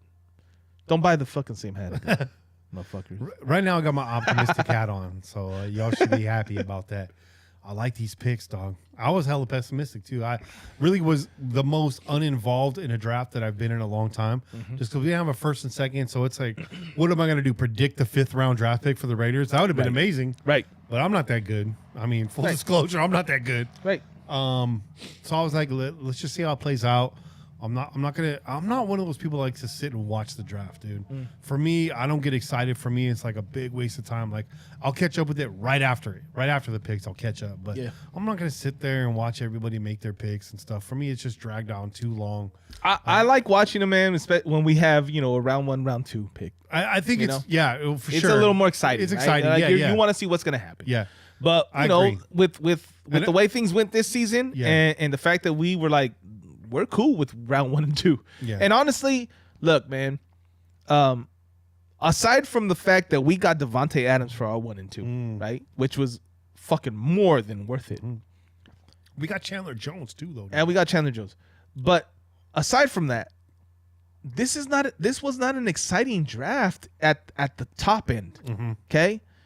There wasn't anybody at the top end that you were like salivating, like, fuck, we need that guy. Yeah. With fucking maybe exception for fucking Jordan, fucking what's his name from fucking Georgia. Yeah. That big beast motherfucker, bro. Okay. That guy was like, I was like, okay. And then I was kind of digging Sauce Gardner, right? At corner. But outside those guys, there was nobody really. I was like, oh shit. Yeah. We gotta have this guy. Yeah, we'll find out. Those guys were there. We just don't know yet. But look, I mean, I wanted Jordan. I wanted Jordan for fucking the fact that he's a big beast interior, because I thought the same thing. We need somebody on the inside to wreak havoc so that fucking Crosby and Jones can fucking eat. I think we got that. Yeah, I think we do. I think we got that. Neil Farrell causes chaos. Oh, bro. yeah. I think we got that. And then the view from 30,000 feet, right, of the draft. What I really like about this front office now, what was cringe before was the way Mayock and Gruden would just gush over these guys. Like, you can tell they had fallen in love with these dudes before the draft. And I think that's dangerous. I think that's dangerous when it comes to selecting. This front office just seems to be business as usual. And I like that. It's tactical, it's strategical, and it's no hard feelings. Well, and I think it's They're not married to any of these picks. These two guys are coming in here with the already established relationship. McDaniels trusts Ziegler. They stuck to their board. He's not going to step on his feet. He's like, you're GM. Yeah. I trust what you're going to do. You know what the needs are of this team, and you know what I want to do. He's not in there swinging his dick around. Nah, bro, he's not like trying to be John. the head honcho. Yeah. He's not trying to be the guy that controls everything. Yeah. He's like, look, I know what you can do. Do your thing. Yeah. Do your thing. We're going to converse. We're going to talk, but I trust you in the moves and the directions you're going to go. And from what we know, that's good, bro. That's what we want. We don't want our head coach being our fucking GM. Absolutely not. And that's where it was. And I kind of, I gave Mayock a lot of credit, and I still think that's like his picks, like Mayock's picks. We're the third rounders, bro. Yeah. Yeah. And we did very well there. Yeah. But I think his mistake was allowing Gruden to dictate those early Gruden picks. and Tom, because Tom Cable had his picks too. Yeah. You know what I'm saying? So I think they had their strategy and they stuck to their board, and they didn't get emotional, and they didn't fall in love with anybody, and they didn't make any stupid moves. You know what I mean? They didn't get thirsty. There you go. You know what I'm saying? So I really like that. Again, the view from 30,000 feet, I love where this is going already. I've been talking about Ziegler for the few shows we've had in the offseason. I've been telling y'all, like, this cat's young and he's smart. And the fact that Belichick was really unhappy that he's gone, that's a really good sign. Yeah, you should be super happy that we made Belichick unhappy, man. Yeah. And in fact, while we're at it, let's give just a little spiel on McDaniels. I don't think he's here to bring the Patriot way. I think he learned that lesson already. Yeah. I think he's going to do his own thing, and he's coming in now with the massive chip on his shoulder. Because if he fails, there's no going back to New England this time. No. And his stock is going to fall if he falls on its face. Absolutely. It's all or nothing. Like, McDaniels is in his contract year this year. That's a good point. Year one. That's a good point. A lot to prove. You know what I mean? So I like that. I like where he's at. So That's I love what you said there, man. Like, this guy is got a lot of motivation, and he's not bringing the Patriot way. You know why? The Patriots Belichick way.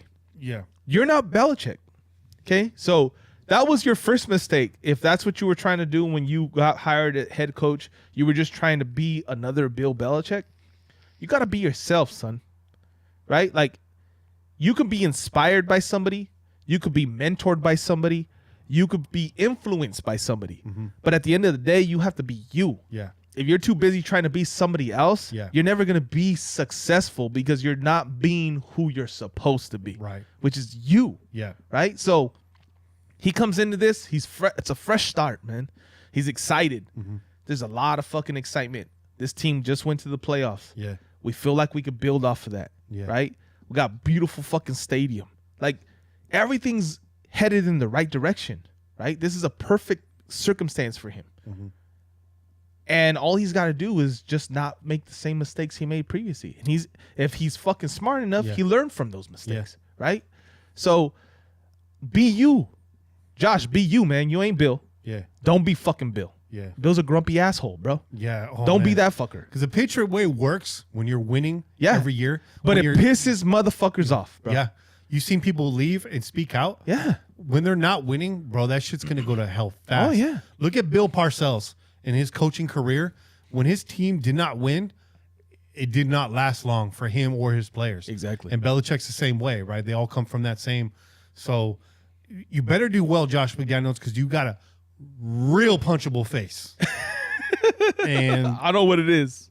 If you haven't figured it out already, man, Raider Nation got a real short fuse. And a fucking short left hook. Yeah. That's just compact, bro.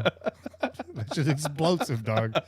Stay off Twitter, Josh. Stay the fuck off Twitter. Oh, shit. Stay away from that shit, bro. You get your feelings hurt. I'm going to root for you until you give me reasons not to. Hey. And I think if he fails here, his coaching career's not over. He'll go back to being an offensive coordinator, but you can tell he wants more. You know, he's paid his dues there, and now's the time. And you're in a great organization, in my opinion.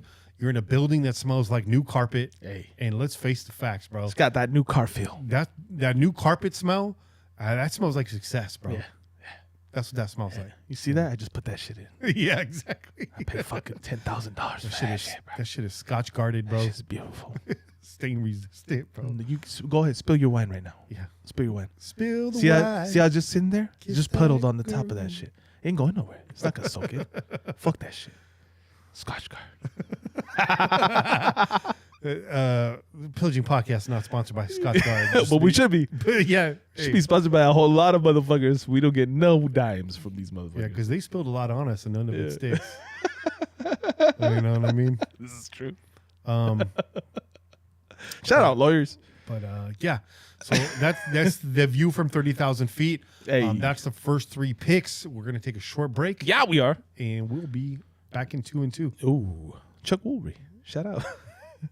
Yow.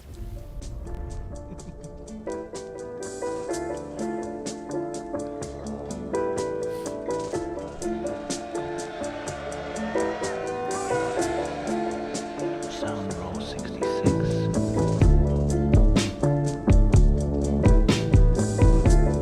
Steve Benitez, great question. Favorite pick from the draft. We'll give you that when we're done with all 6 picks. We'll be right back.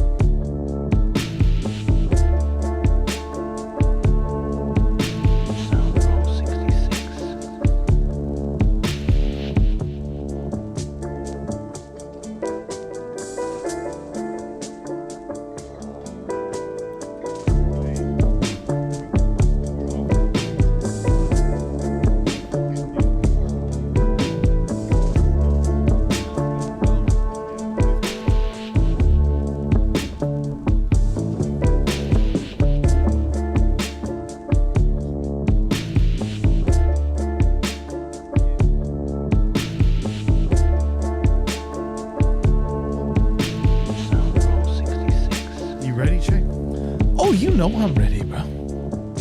She.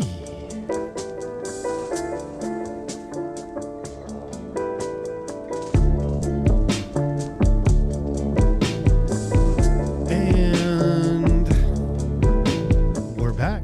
Hey. You know what time it is? It didn't take long. It's time for some chelas. Hey, Ciao. Hey, I hope you guys are ready, man. If you guys don't have a chela in your hand, you're underprepared. Mm-hmm. And that's a sad thing, man. Mm-hmm. I'm disappointed in you. Just saying. Modern times beer. You better have something in your hand. Better have something, bro. don't Better have something. Your boy Kenny got something in his hands too. He's gonna tell you about that shit right now. But I'm gonna get into this. This is a hazy double IPA. This is coming in at 8.9 on the ABV. This is that circular displacement. This is a cool little label. That's a trippy can, bro. It's a cool little label. Modern times, man. Modern times got some cool. Yeah, they're like cool the stuff, bro. They're like the thought space athletics of beers, There you bro. go. There you go. Right? I like that. Yeah. This is real graphical, bro. You're right, bro. That's accurate. I love that. That's accurate, son. A little hazy. Nice. I want to try to get a TSA poster for the dye station, bro. Ooh, there you go. Because I already got dye on the fucking wall, bro. Hey, man. There's some hot pink on there. Get that shit. Yeah, you do. Let me get a taste of that. What is that? 8.9, bro. 8.9, bro. He's gonna put you to sleep. Hold on to your seat, bro. It's gonna put me in jail, bro. Yeah. I don't go to sleep. I go to jail. Bro. Oh yeah, look at that. Circular You see that? There you displacement. go. So you guys can see the clarity on that right there. It's coming in like orange juice. Oh, that is dangerously good, bro. Oh, so bright. That's some bright flavor right there. That is really good. It is not bitter No, for an 8.9. no, just that citrusy ass flavor. Again, a lot of the hazies have that citrusy flavor, man. A little bit of bite on the tongue, right? But super. Oh man, this is really bright. The other one was flavorful, full flavored though, malty, right? And this one, it's a little more bright, man. It's a little. I don't know. Tell them a little bit more about it, bro. You're the English major. You got all them fucking. Huh? You got all them words, bro. All them descriptive words. Well, it is bright. I will say it's sweet off the top, but the finish is crisp and dry, which is a really nice balance. There you go. And again, I'm getting a lot of orange out of this as well. A lot of orange citrus out of this. It's not bitter at all. The bite is there and then it's gone. It's just not too much. Mm-hmm. This is a really nice beer, and I'm shocked that this 8.9. I can taste the alcohol in it a bit. Yeah. But it's very smooth. I mean, I took this drink and I got warm, bro. If you had a cooler full of this at the party, at the cookout, someone's fighting, bro. Yeah. Chingazos, and bro. if you come to our fucking tailgate, Chingazos, bro. you're probably gonna be fighting, bro, because you're gonna fight a bunch of 8.9s, 7.9s. Yeah, dog. And that cooler we had, no doubt. What do you think the value of that cooler was? $1 million. It was pushing $400 a beer, right? In That's that $1 cooler? million ice chest, bro. Yeah, it was gold plated, bro. That was a Master P ice chest. That shit never went below half. Never. That ice chest was Never. always full or half full, never below the half What's full up, point, fool? bro. What's up, fool? Hey, shout out to everybody that came out and saw that ice chest in person. Yeah. Y'all know what the deal is, man. Like Silky Slim will tell you about it. Silky Slim was there. Silky Slim was there. Gent was there. Jim was there. You know, the good doc was there. He's not in the chat today. Nug? I haven't seen him I yet. believe Nug came through. No, came through a couple times, I think. Yeah. You know who we haven't seen is his homie, dog, from Utah, dog. I'm blanking on his name. I'm bro. blanking on names right now too. You know exactly what I'm talking Yeah, about. I know who you're talking about. Shit. I feel really bad right now. That's probably why we haven't seen him, dog. We blame it on the beers. Man. Yeah. We blame it on the beers. I don't know why. Blame I'm it on blanking that. But yeah, I mean everybody came through, dog.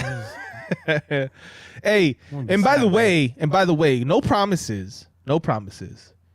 But your boys are trying to figure things out. Yeah, We're trying to get out there. yeah. We're trying to see what we can do about being in Vegas this season. Okay, we have a game that we're targeting. We're not gonna jump the gun and tell you that's the game for sure. But we have a game that we're targeting, and we're trying to get out there this season. So as soon as we can confirm 100% without a shadow of a doubt that we will be there, y'all will be the first to fucking know. And it's gonna be good times. By the way, Good times. By the way, Silky Slim said he went to birthday party for his girlfriend's 1-year-old son and did at least 8 shots in his honor. I'm sure he appreciates that, bro.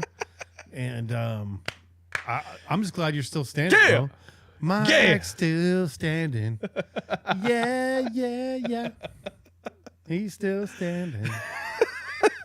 Hey, shout out, Mike, man. I'm proud of you, man. That's how you're supposed to represent, dog. That's how you're supposed to represent, son. And shout out to Purple and Gold Raider. I don't know if that's a new handle. I don't recognize that, but I'm assuming you're a Laker fan. But I see what you're doing there. And thanks for hitting the like button. I'm not mad at that, but I'm gonna say this: you could be Purple and Gold Raider. That's cool because that tells me you're a LA fan, you're a Laker fan, you're a LA Raider fan. I don't like the purple. I don't like you changing the fucking colors on our fucking emblem, bro. Okay, I'm glad you said it. I don't like that. Mm-hmm. I'm not one of those guys. Mm-hmm. I want our Raider shield black and silver all the time. Just saying. Oh, and Raider Nook says schedule comes out May 12th. Raider Nook says, but I'm glad you hit the like button, son. Hell yeah. All y'all motherfuckers should be doing that. By the way, there's 34 of you on, and we only got 23 likes right now. A lot of people favor for NBA champion. Oh, bro, it's Golden State Warriors. You already know. Hey, we're back, and y'all hate that, and I love that. I got love for the Lakers, man. Che already knows. Like there's no. It wasn't always that way, though. It wasn't always that way. No. I think everybody goes through their stage of hating the Lakers, and for a good reason. I've never hated the Lakers. No. I see them like the New York Yankees. Like, you can't talk about the NBA without acknowledging the Lakers, bro. That's true. You know? This is true. People say the NBA, I'm thinking of like the Lakers, the Pistons, the Bulls, the Celtics, the Pacers. You know what I mean? Mm-hmm. So, respect to the Lakers. There's been so many incredible stuff. The greats. Yeah. The greats come. I don't like their team right now. I don't like the players on the team. Well, I don't like the team right now either, and I'm a fucking Laker fan, bro. Okay? Right. There's a reason why we're not in the fucking playoffs. People are like, you're a Warriors fan. How do you have love for the Lakers? I'm like, you know what? Because there's never been a rivalry. You know? This is true. Never been a rivalry. When they're good, we're shit. When we're good, they haven't been great. So this is true. You know, this is true. Until that day comes, I have no problem saying that. Yeah. It looks like we might be frozen. I don't know if we have internet. Yeah, right, I'm seeing that right now. I'm seeing a little bit of sputtering on our end. And it just kicked me out of the thing. Let's see real quick. Hopefully you guys can still hear us. Maybe it's just the video. Yeah, it looks like we're connected to the internet, so we're just stuttering a little bit. YouTube's throttling. What else was I gonna say before we got off of that? You were talking about the fact that there's no real rivalry between the Warriors and the Lakers, and this is true. This is true. I would say that there's more of a rivalry between the fan bases because there's a lot of Warriors fans that like to fucking hate on the Lakers. There's a lot of brand new Warriors fans too. No, there is. And as a Warrior fan, I will say that hey, I go back to watching the Warriors on KTVU channel 36, bro. Yeah. Or no, that's not even KT. That's KICU channel 36, dog. But channel 3. There you go. Well, we're on the topic though. Our boy Nug is in the chat, and I know he hates the Lakers because he's a Sac fan. So with reason. Yeah. With reason. There was a time where I really liked the Kings style of play, bro. When who was it that was there? Was it Bibby? Mike Bibby, man. I like that squad, bro. Honestly, and I don't I think that that Sacramento was better with Bibby, but I like white chocolate, bro. Jason Kidd. Jason Williams, bro. Jason Williams. I like Jason Williams, bro. That motherfucker was cool as shit, man. He was fresh, bro. Hey. He changed that organization. They were shit. And then he got there and fucking people started paying attention to Sac. And then they made the trade. Yeah. They traded his ass to fucking Memphis or Vancouver, I think, at that point still. And they got Bibby. It solidified their team. Bibby was definitely a more solid, more consistent player, shooting wise. He hit more threes and whatnot, but y'all still lost. It doesn't matter. Roland Dubs wants the name. As facts. That's controversial, but those are facts. Those are facts. Hey, Roland Dubs wants to know the name of this Modern Terms beer in the chat. hey, I'll put it in there. Circular. Wait, where the fuck you go? Yeah, circular displacement, which is What happened here? named because my girth is about the size of this can. So Oh, you got the can. it's actually I was like, where the fuck is the can actually go? named after my waistline. Circular By the way, displacement, bro. that's the sound of a gentleman right here. Hey, that's the sound of a man working on his drink. Yeah. By the way, Yeah. look at the size. We need to get a sponsorship from Jack Daniels now, bro. How you gonna put that shit on the? Yeah, bro. Jack Daniels. Look at the size of this bottle. Jack Daniels should be a sponsor of a fucking Raider podcast And notice that it's empty. with a black and white label. You know what I'm saying? Who left this bottle with us, bro? I don't know. Listen, we still have bottles from fucking our tailgate. Dude, I got a giant bottle of vodka and I don't drink vodka, so I don't even know what Yeah. to do with that. Y'all motherfuckers can't. The people came through. Shout out. Raider Doug says, "Quit bringing up old shit, Chet." Yeah, Chris I know, Webber. bro. It hurts, bro. Chris Yeah, Webber it's- never played up to his size, though, man. That's what disappointed me about Webber, in my opinion. But yeah, it was a fun squad to watch. They were a solid team, bro. Yeah. They were a solid team. I like them. Honestly, they probably should have won Hey. a championship. For real though, that throwback blue jersey, that Kings jersey, it's kind of fire, dog. It's kind of fire. That baby blue. Yeah. That's when they had Kenny the Jet Smith. Yeah, son. no, Kenny Smith. They've had some of the greatest smiles in NBA history. Mitch Richmond's smile, bro. Hey, Light up a room, dog. He had Hey. a smile on NBA jams too. He's just, yeah. He was smiling super fucking big too when he won a championship with the Lakers. bro, he got like, yeah, also facts. Damn, bro, you on fire. Hey, Mitch Richmond got like 57 teeth in his mouth, bro.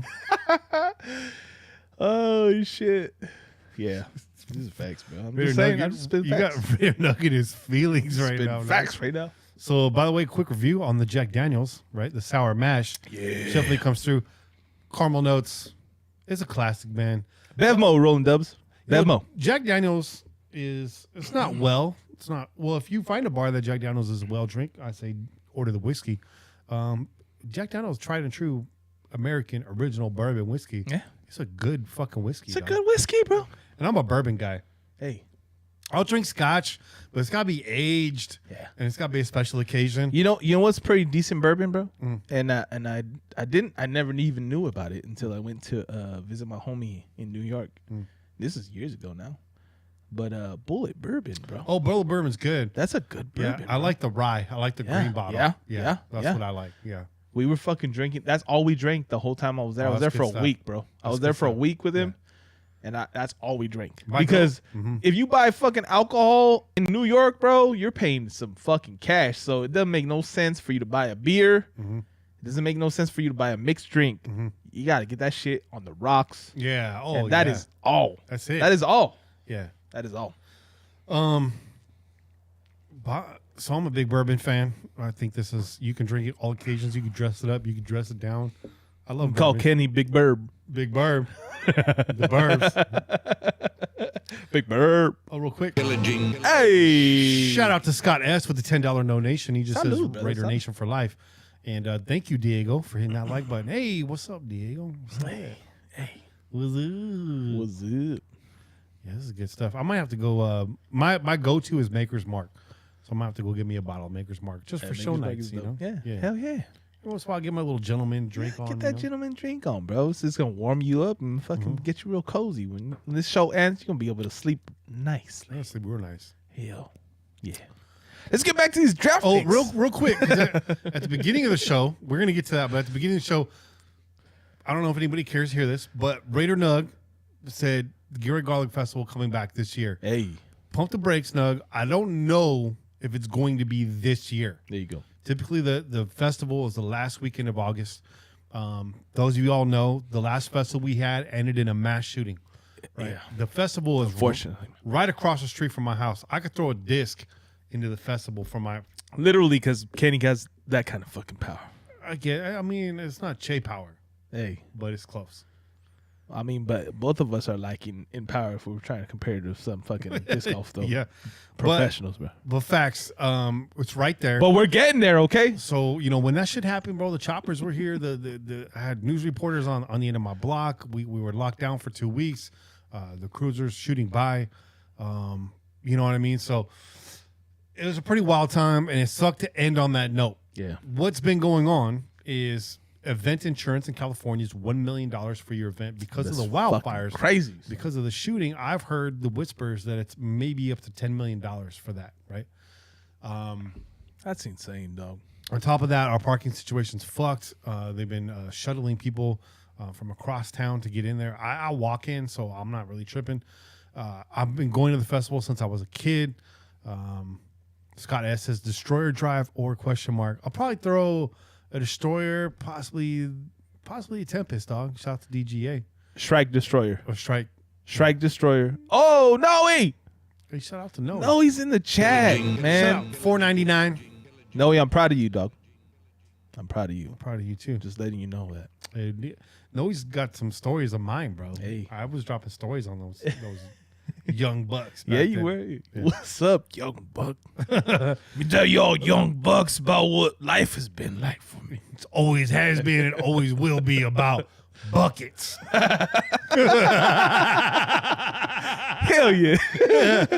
But basically, we basically canceled the Garlic Festival indefinitely. A festival that started in 79, 80. So I've been going my whole life. It's a big part of our town. We raise a lot of money for charity, organizations, nonprofits, schools in town, and we just have a blast. My daughter's been every single year of her life, without a doubt. But San Joaquin Valley or San Joaquin County, there you go. They host the Asparagus Festival, which I guess is a big festival for them.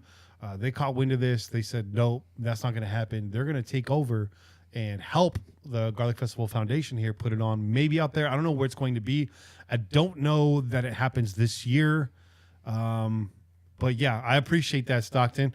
I really do appreciate that. So yeah, Scott, we do throw the G-Star Destroyers. We throw them motherfuckers for distance. We're throwing them out there today. We're getting them out there. I was turning them bitches over, bro. Yeah, we were getting them out there 325, 350. It was windy as hell. The wind was not working in our favor. I will say that. Hell. I put a couple out 365, 370 today. Yeah, you did.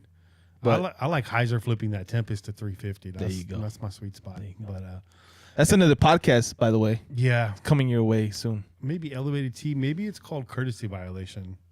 We'll bounce that around. Footfall. Fucking footfall.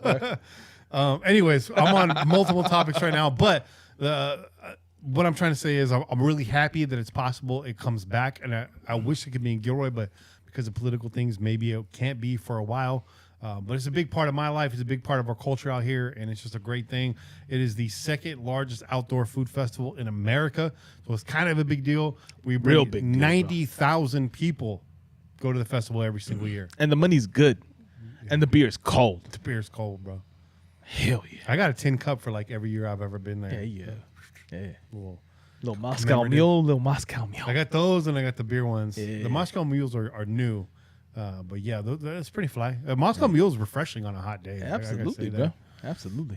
And even though I don't drink vodka, pretty nice. I would like to have I'm a gin guy myself, which is basically vodka that tastes like Christmas. It's true, bro. Pretty much. Fucking pine cones. Yeah, dog. I love bro, that.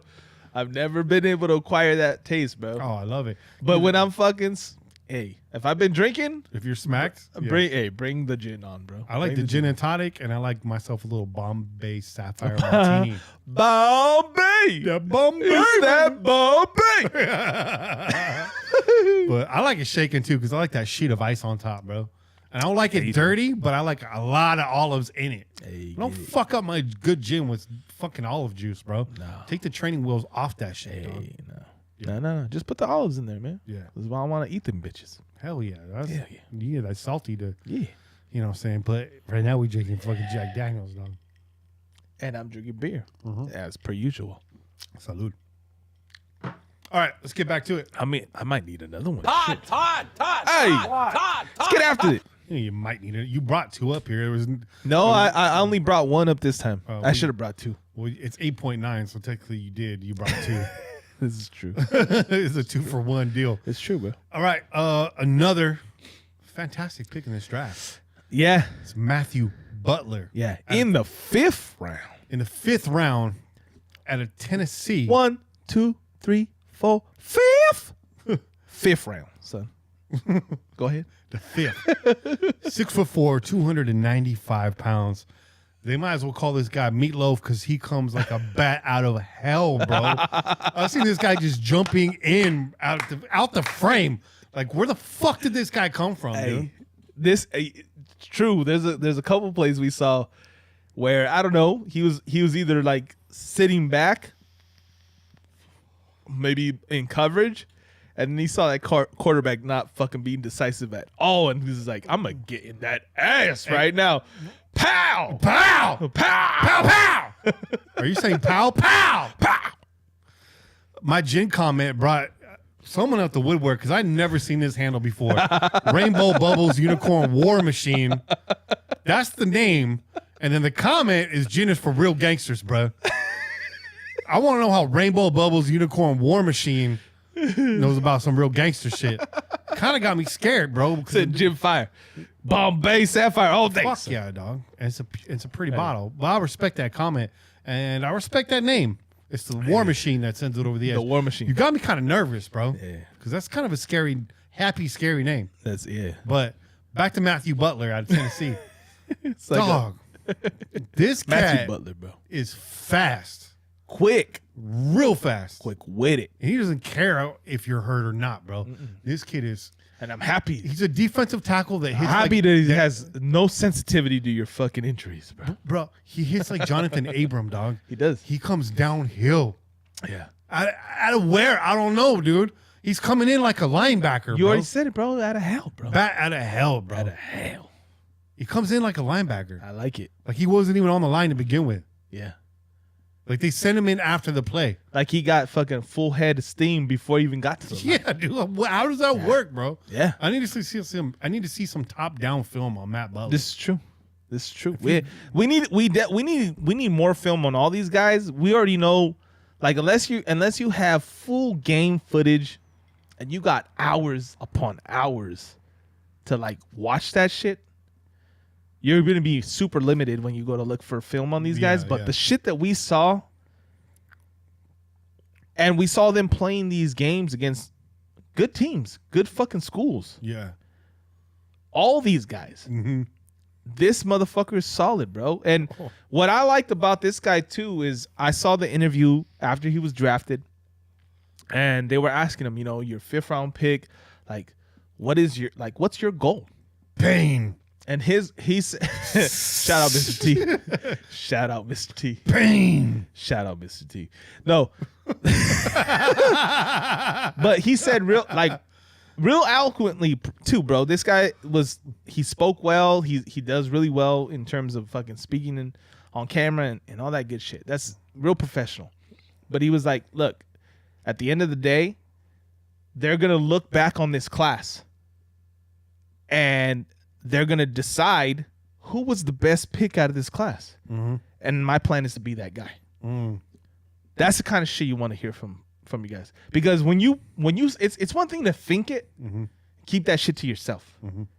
But when you're putting it out into the world, yeah, now you got to own up to that that's shit. Cojones, bro. Yeah, now you got some balls, Con and now you got to ganas, back that shit up. Con ganas, way. Because people are gonna eat your ass up Mm-hmm. when you say that shit out loud. But the fact that he has the confidence in himself, in his abilities and his talent to say, I plan to be the guy that everybody says was the best defensive fucking lineman out of this draft. Yeah.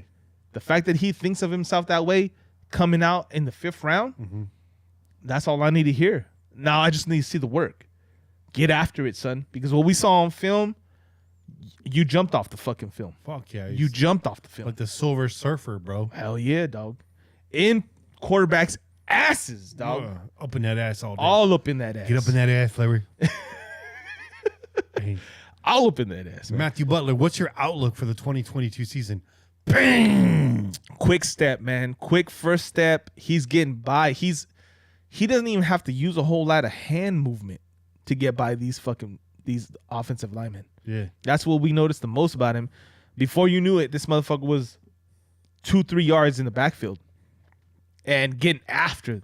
He was past and rounding the corner and getting towards the quarterback immediately. And at 320 pounds, bro, there's no gut on this guy. No, he's a slim dude, man. But 320, but dog? mu- but no, wait, muscle. 295. But 295. muscle, bro. But muscle. Yoked, bro. But muscle. I like it, bro. He's I this- like bro, what we did here. He's this big. Yeah. Look, this a big ass bottle, bro. Kid, he's gonna go sleep with that bottle. Empty though, dog. Y'all think I don't drink? Fuck you. Keep it quiet, bro. No, he's just making sure that he's drinking something that is not against his diet now. Bang! That's it, man. Yeah. I gotta get the weight down, bro. Yeah, get I down. blew up during the pandemic. Everybody did, bro. Everybody did. Yeah. Everybody did. I blew up too, man. I blew up too. I slimmed down, but I blew up during the pandemic. Yeah. Came out of the pandemic, I was like, gotta get back in shape. Salads and disc golf. Salads and disc golf. I'm in crush on some salads. That's bro. all about, son. Yeah, great thing about my nutrition plan is I love it. It's like easy. I like it. I just can't I get love lazy, it. you know. I want some More more of it. Stop it, bro.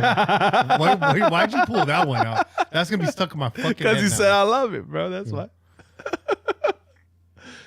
There's only so many directions you can go with that shit. So. You son of a bitch. Cheers. You're lying. I don't believe you.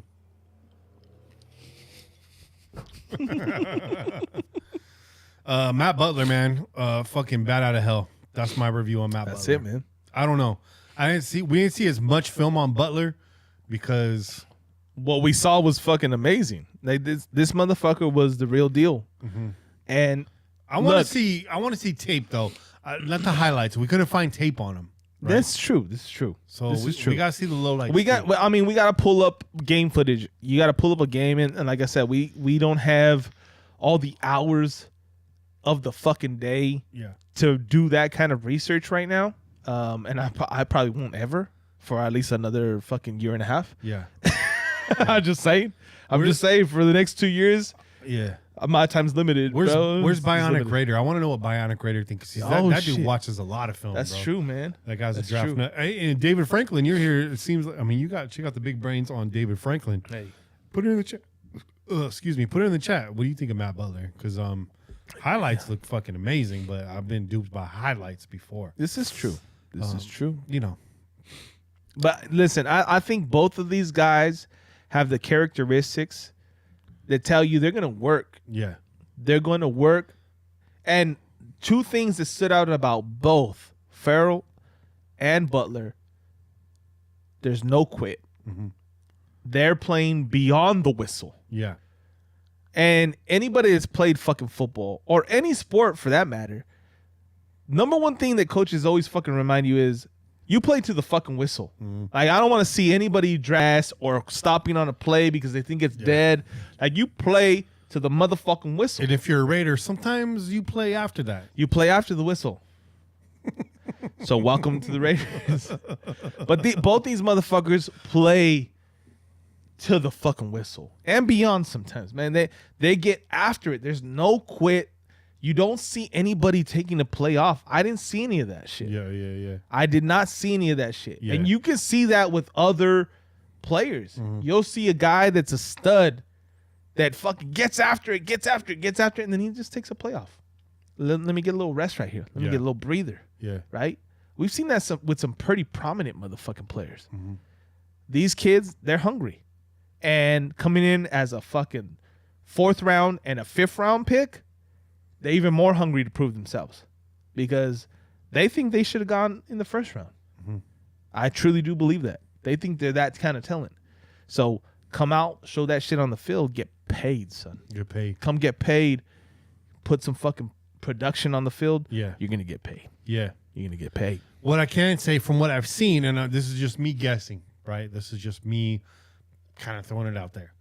I don't feel like Butler's going to play the run well. I think he's a pass rush DT. I think he's a pass rush DT also. I can see him, maybe the play gets behind him too much. I could see him so anxious to get to the quarterback that he's gonna run past a running back. Right? These are just. I don't see that from Farrell though. No. Farrell's not that guy. He plays both. Yeah. But Butler, definitely the lightning to Farrell's thunder. Mm-hmm. Great combo, and maybe Butler's like a third down DT. Mm-hmm. You know what I'm saying? Mm-hmm. Pass rush. I mean, you get Butler, Farrell. Well, Crosby, look. Jones. So we're moving to a 3-4, right? Yeah. So, but Jones is a linebacker. We'll be in the nickel more than the 3-4, yes. But Jones is a linebacker. Mm. So it's a fake 3-4. That's how I like to look at it. Maybe because you have a linebacker that really is playing defensive end. Okay? And if you look over at San Diego and they got fucking Khalil Mack, they're probably going to keep him listed as fucking linebacker, right? Like Chicago had him. But we already know Khalil Mack's not a fucking linebacker. He ain't getting out in coverage. He ain't fucking covering the flats. He's fucking rushing the quarterback. All pro at both positions. That's a defensive end. Yeah. But I'm going to say this. Thank you, Khalil Mack, for being listed as a linebacker, because every time that I did my fantasy draft and somebody fucking took you, I laughed my ass off because you don't put up linebacker numbers. Yeah. You put up fucking defensive end numbers.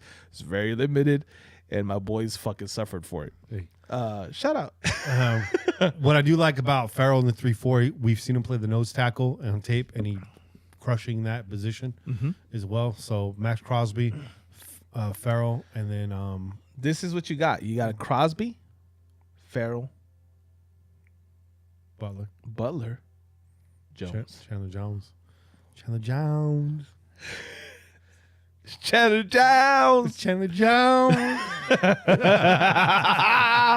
Shit. Hey. Back then, they didn't want me. Now they all want me. Shout out to Dipset, bro. No, bro. Yep. No, that was Dipset, bro. Those motherfuckers from Oh, you're Texas, talking about Mike Jones. That's Mike Jones. I was thinking Jim Jones. He's not Jim Jones. Jim Yeah, Jones. Dipset. Dipset. Jim Jones Dipset. Mike Jones. Mike Jones There and it fucking is. what's the white dude, man?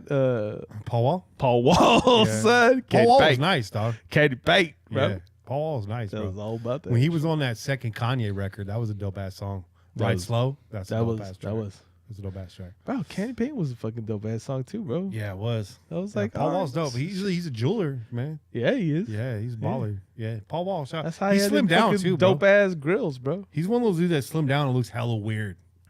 You know what I mean? There's a lot of those motherfuckers. Yeah, he looks a little better as a chubby Look at boy. Al Roker. Yeah, with his big ass head. Imagine if Nate Doss lost weight with his big ass fucking head, bro. Nate Doss looking like fucking, Like a motherfucking lollipop. looking bro. like like a fucking cotton candy, bro. looking like Bobby Hill, bro. Looking like Bobby Hill up in the booth, dog. Oh, looking like the grandpa, dude. Hey. Fuck Nate Doss, bro. That's strong words, bro. Shit. I will Why you so hateful? I will fight Nate Doss, bro. Why? Why you so upset at this? Let me fucking get some idiot, background, bro. Let's get some background here. Hey, y'all can Google that shit, bro. Fuck Nate Doss, bro. Oh shit, Ken man. Klimo should have whooped your ass, bro. Should have mopped your ass up with his ears and shit. His big ass ears beating you up, bro. It's a whole nother. People don't even know what we're You talking about, don't except even- for fucking. let Except me- for was that Scott S? Yes. Scott S. Scott S knows, dog. Scott S knows. Hey. Todd. Round 7. Fight. Offensive tackle, Thayer Munford Jr. If that's, Hey. that's not a Southern name, I don't know, bro. Hey. Ohio State, 6'6", 320 pounds. Yeah. Yeah. Big boy. It's a big boy, man. You know what I like about Thayer Munford Jr.? His hands, dog. The hands don't stop moving. I like that. Hitting that speed I like that. bag, That's a bro. good call. Hitting That's a that, good call. He's breaking wrists, bro. Hitting that speed bag. He keeps active. He has active hands. That's the best Yeah. way to describe Thayer Munford. Obviously, he's a 7th round pick. Okay, but when he was drafted, some of the guys that were on the fucking on on that fucking call, you know, some of the announcers were talking about he might be starting at right tackle. Okay. Obviously, we already know we have an issue at right tackle. We've been discussing that since the start of the show. Okay. We talked about that real early on. Parker is not the solution. Nobody's happy with him.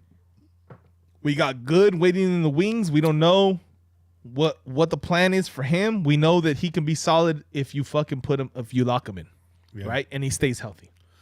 I don't know if Munford and Son is the answer though, because we've seen some low lights, bro. We did see some And low it was lights. bad. We did see some low lights. He was getting put on his ass. Yeah, we did see some low lights. But let me say this: He gets out of position, maybe a little too easy. so one of the things that that was mentioned when he was drafted was that he had played guard this last season. Yeah. And they were saying that he looked a lot better at tackle. He looked a lot better at tackle than he did at guard.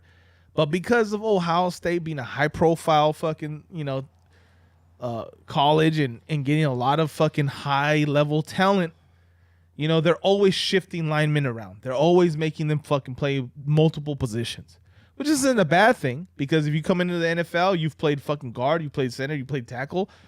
You know, you have a lot more viability. You have more reason to be drafted, right, as an offensive lineman because there's possibility for you to fit in wherever there's a need, right? But the consensus is he's a much better tackle than he is a guard. And I'm okay with that. Yeah. Because I feel like the guards are locked in. Like Yeah. I said that at the beginning of the show. We have Samson Simpson. Yeah. Okay. He's locked in. That's our left guard. Okay. Richie Incognito's never coming back. No. He's gone. He might as well announce his retirement. Yeah. Okay. He never came back last season. He fucking was lost the whole fucking season before that. We're not seeing Richie Incognito come back no more, man. No. And even if he does decide that he wants to stay in the league, I don't think he plays anymore. No. I don't think so. But shout out because you got Colton Miller up to speed. You Hell had yeah, man. He had his back when he needed you, Absolutely. and now he stands on his own. Absolutely. You know what I mean? And shout out to you for making that change in your fucking personality. Yeah, you get to homie. walk away from the game with some dignity now. Yeah. You know? And with fucking people appreciating you again. Yeah. You know what I'm saying? Love that. So shout out, man. I love Richie. When he came over, we were questionable on him. Like, I don't know about this dude. But he came in and he proved himself to be a fucking valuable. It's true, bro. I don't give a fuck. I don't This care is if true. it's right or wrong. Any football locker room is not the place to go fucking looking for political correctness because you're going to hear a lot of fucking shit, bro. Yeah. I'm just saying. There's a lot of grab ass. I played going high on. school football, and that was fucking Yeah. real politically incorrect. I'm just saying. Just saying. But And most of it was our coach. But Mumford is Son. Shout out. I don't know, man. This pick is probably the one I'm least high on. I think right now he's a body. He's going to compete. He's in there. I don't see him cracking the lineup. You know? I think there's potential, and I think he's a 4-year fucking player. Okay. So That's good. he has experience, Yeah. right? Ohio State. He's been allowed to You know? develop in a high-level school. Yeah. He's gone up against a lot of NFL talent because he's played for fucking Ohio State, right? So all that's there. It's in his benefit. Yeah. Is he jumping off the field as like this guy that you're like, holy shit, we got this guy. He's going to fucking just slide right in at right tackle and fucking dominate. No. But he has potential to become a very, very solid fucking tackle. Now, it's up to you, dog. You got drafted in the 7th round. Some motherfuckers don't get drafted. Okay? Think about that. So what are you going to do? Yeah. You're going to come into this fucking team and say, oh, man, I got drafted in the 7th round and feel bad for yourself? You're going to be like, I got drafted in the 7th round? Fuck that. I don't feel bad for you, son. I should be a fucking 1st round draft pick. Yeah. Okay? And go out there and bust your ass. Because you know what? We got some guys on this team that did that. Okay? We do. Go ask Max Crosby. Go ask him. Got drafted in the 3rd round. Condor. Like, fuck that. Condor. Yeah, You bro. get that condor tattoo now, too. Yeah. That's hot. That's That pretty motherfucker tight. got a lot of tattoos, bro. He does, dog. He got a Raider tattoo, and that's the only one I He's give got- a shit about. He just got a tattoo the other day, bro. He got a tattoo that says kill or be killed on his shit. fucking thigh. Oh shit! Yeah. I was gonna go get a tattoo, and they told me Max Crosby had them all. Max Crosby got that one, bro. I don't think you want that one. Todd. Let's move on to the final pick of the 2022 NFL Draft. Yeah. Round 7, running back Britton Brown And we said to wait for this one. We told y'all. out of UCLA. Wait for this one. 6'1", All right. I got my hand on the button, son. 205 pounds. Let that fucking hot take fire, bro. Right off the bat, Let it fire, bro. that's my hot take. Britton Brown is going to take snaps away from Zamir White. Oh, shit. Yeah, You heard it here. I said that. Now, heard it I here. will die on that hill. I understand the risk. That's why it's a hot take. If it wasn't risky, it wouldn't be hot. It wouldn't be hot at all. It'd be fucking timid, bro. I It'd be understand. fucking mild. I understand this guy plays out in the Pac-12. Go watch his tape versus LSU. This dude put it down their fucking throat. I mean, him and what's his teammate's name? 24. I don't remember. Shan- We didn't draft him, bro. It doesn't matter. he ain't a Raider, so I don't give a fuck. It doesn't matter. Britton Brown gets downhill, bro, Yeah, he does. and he's getting downhill through. He's running off guard. Yeah. He's running down the middle of that line, and that dude is streaking. You know, and at 205 pounds, doesn't sound that huge. He's got power. Involved in the pass game, too. That stiff arm is pretty wicked. Involved in the pass game, heavily involved in the pass game. Crisp, fluid, catching balls on the run, something that Derek Carr can't do anyways. Getting extra yards. Extra yards. Britton Brown, to me, jumped off the tape more than Zamir White. And I like Zamir White.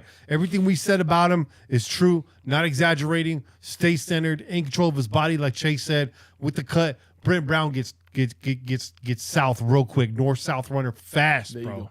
There you go. Gets out to the sideline, puts that big hand in your face. You know what? Get the fuck out the way. You know what's fucking funny?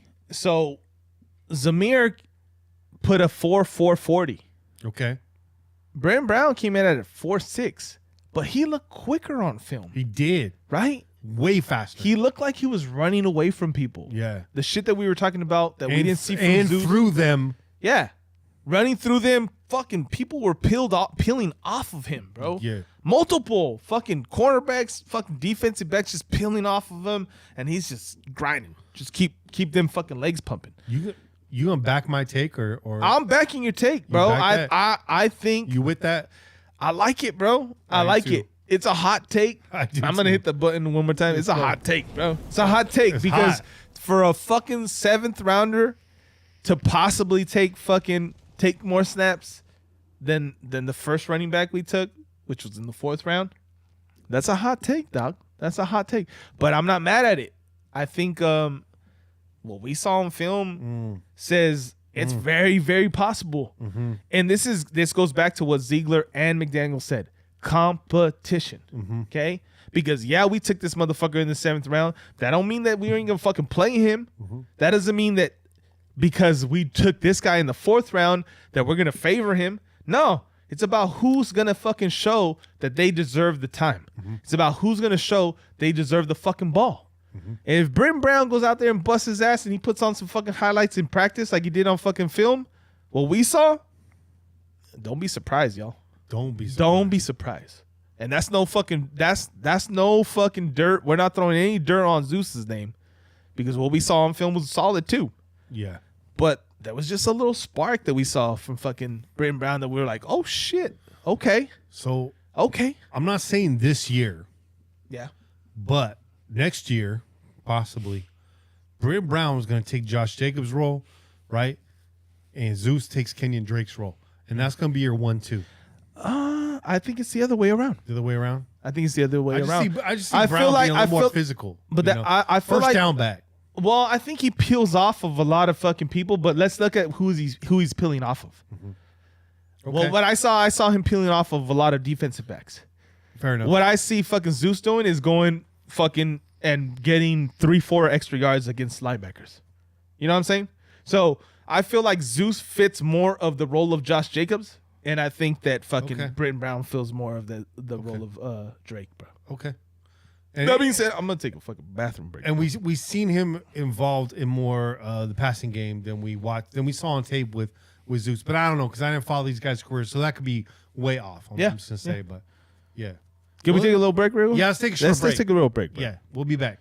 Yeah.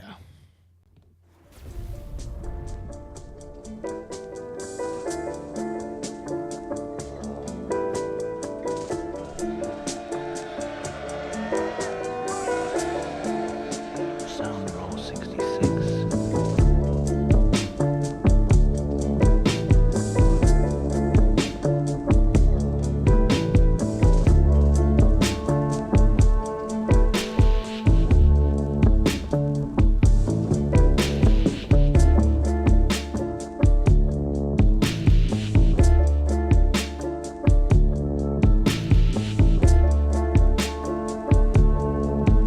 Sound roll 66. Sound roll 66.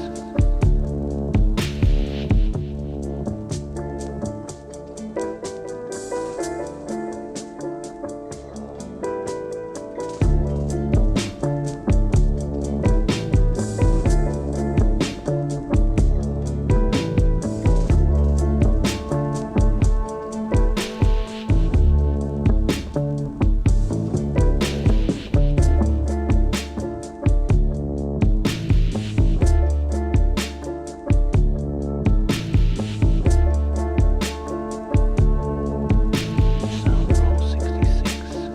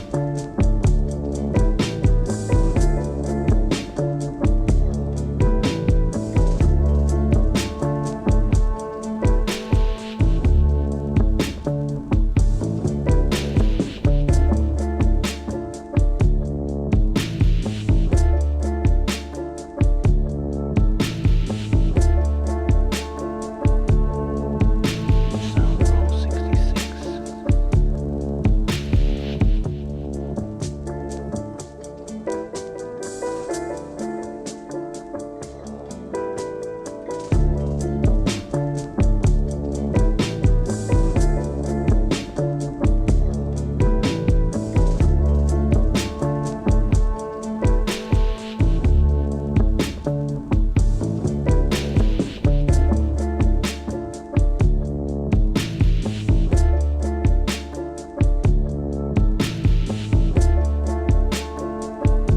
Sound roll 66.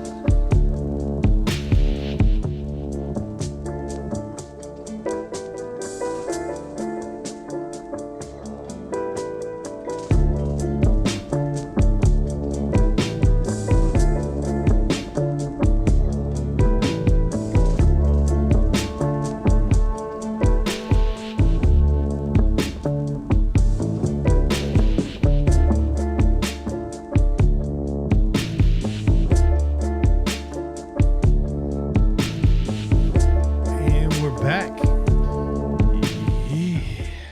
If you're not twisting one up, Hey. or banging your lady really hard with that music, I don't know what you're doing. I don't know what you're doing with your life. I don't know what you're doing with your life. Or both. Or both, bro. I Hey, mean, do all three, bro. Yeah. Hey, shit. I know when I twist one up, it's about to get fucking freaky, bro. Hey. You know what I mean? Hey, man. Live your life, I bro. like to get weird, bro.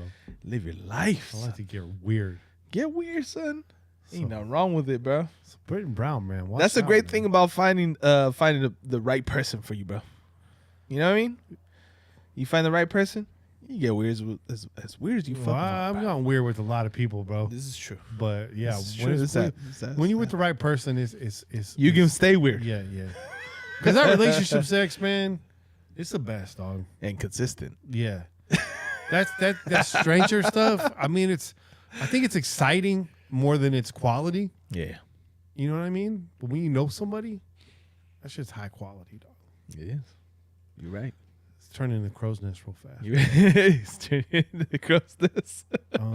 We should get some donations for this kind of shit, bro. I know. You're getting 2 shows in one. Guess Man. what? We don't have any phone You're calls. getting 3 bro. shows in one, bro.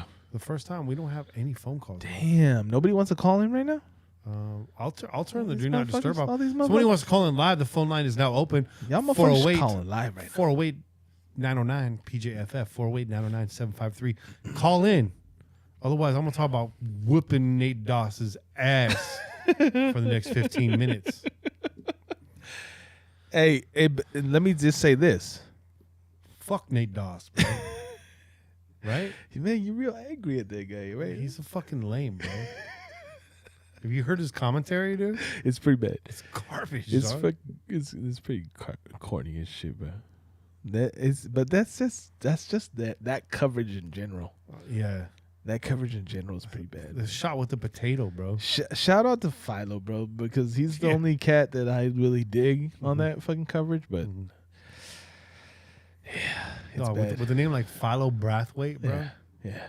You know what I'm saying? I want to hear some fucking cuss words coming out of Philo's fucking. You see that shit, dog? He wears them high hats. that shit. Too. He was a real high hats, Yeah. bro. It's because he got them braids. He got them fucking braids on. Why does he sound like he's from Indiana when he's from LA, bro? Is he from LA? Yeah, he's from LA. No shit. From down there. Yeah. You know what would be dope is if like Smoke as they Smoke one with Philo. Every smoke one Philo for Yeah, sure. that would You be know he dope. smokes one for sure, Fuck bro. yeah, You know he dog. smokes one. But it would be dope. But they'll never do this. 'Cause Uh-huh. that coverage is fucking corny as hell. Yeah. If they fucking brought his ass in with some fucking LA hip hop, bro. You know what I mean? That'd be tight.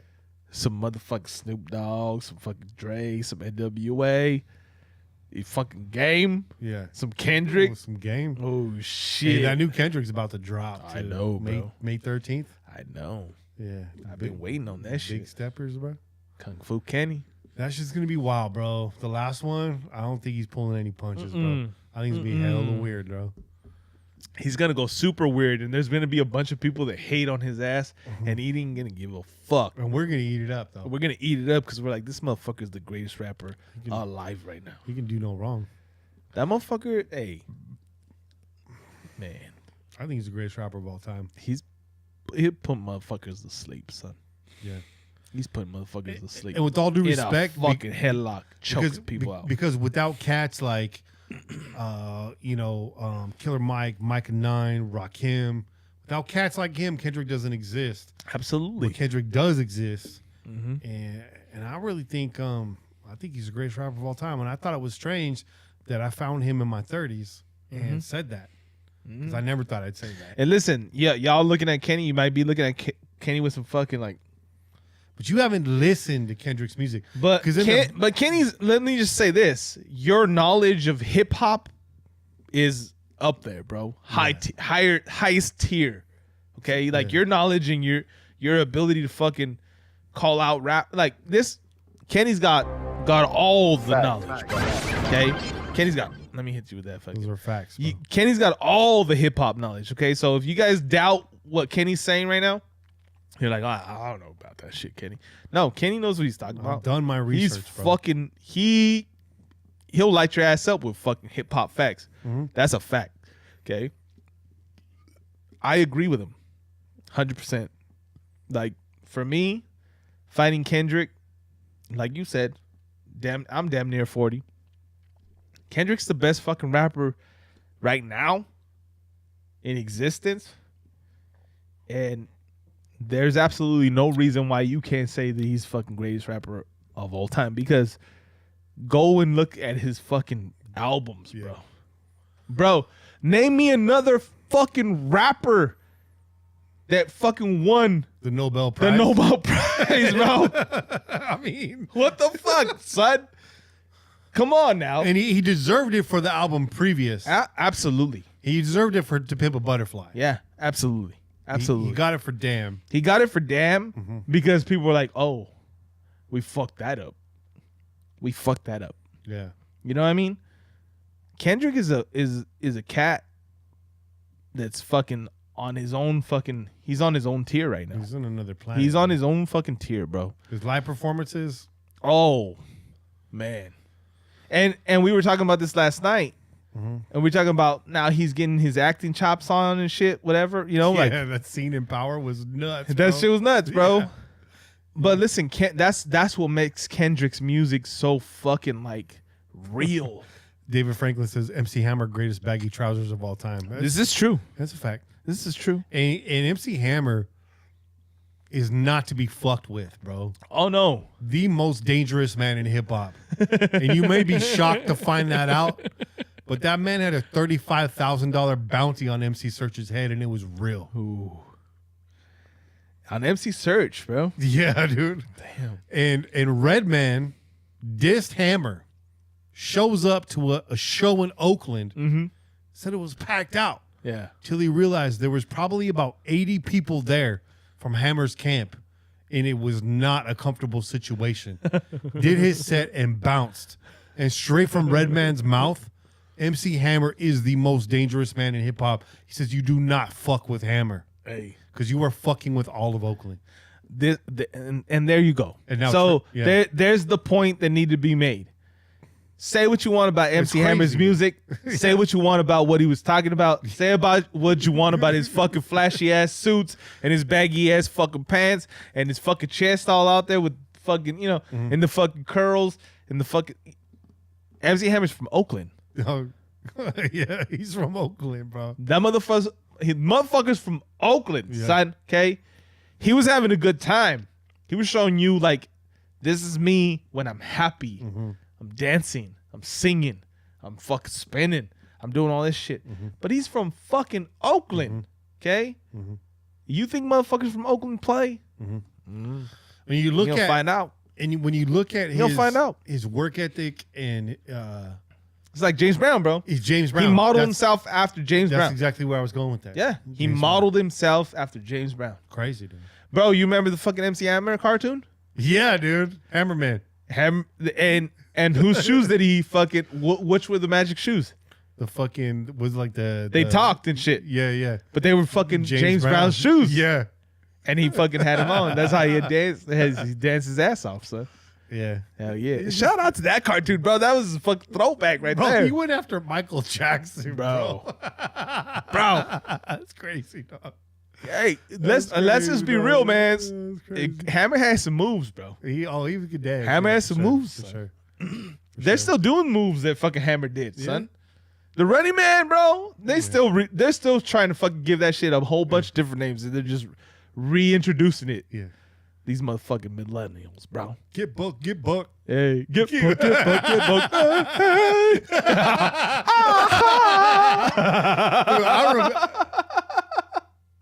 I remember when that video was coming out. Yeah. MTV News was promoting that shit for like 2 weeks, bro. Really? It had a fucking premiere time. Yeah. People were running home from school just to see that. Yeah. And he at a time where he was already played, Yeah. you know, Yeah.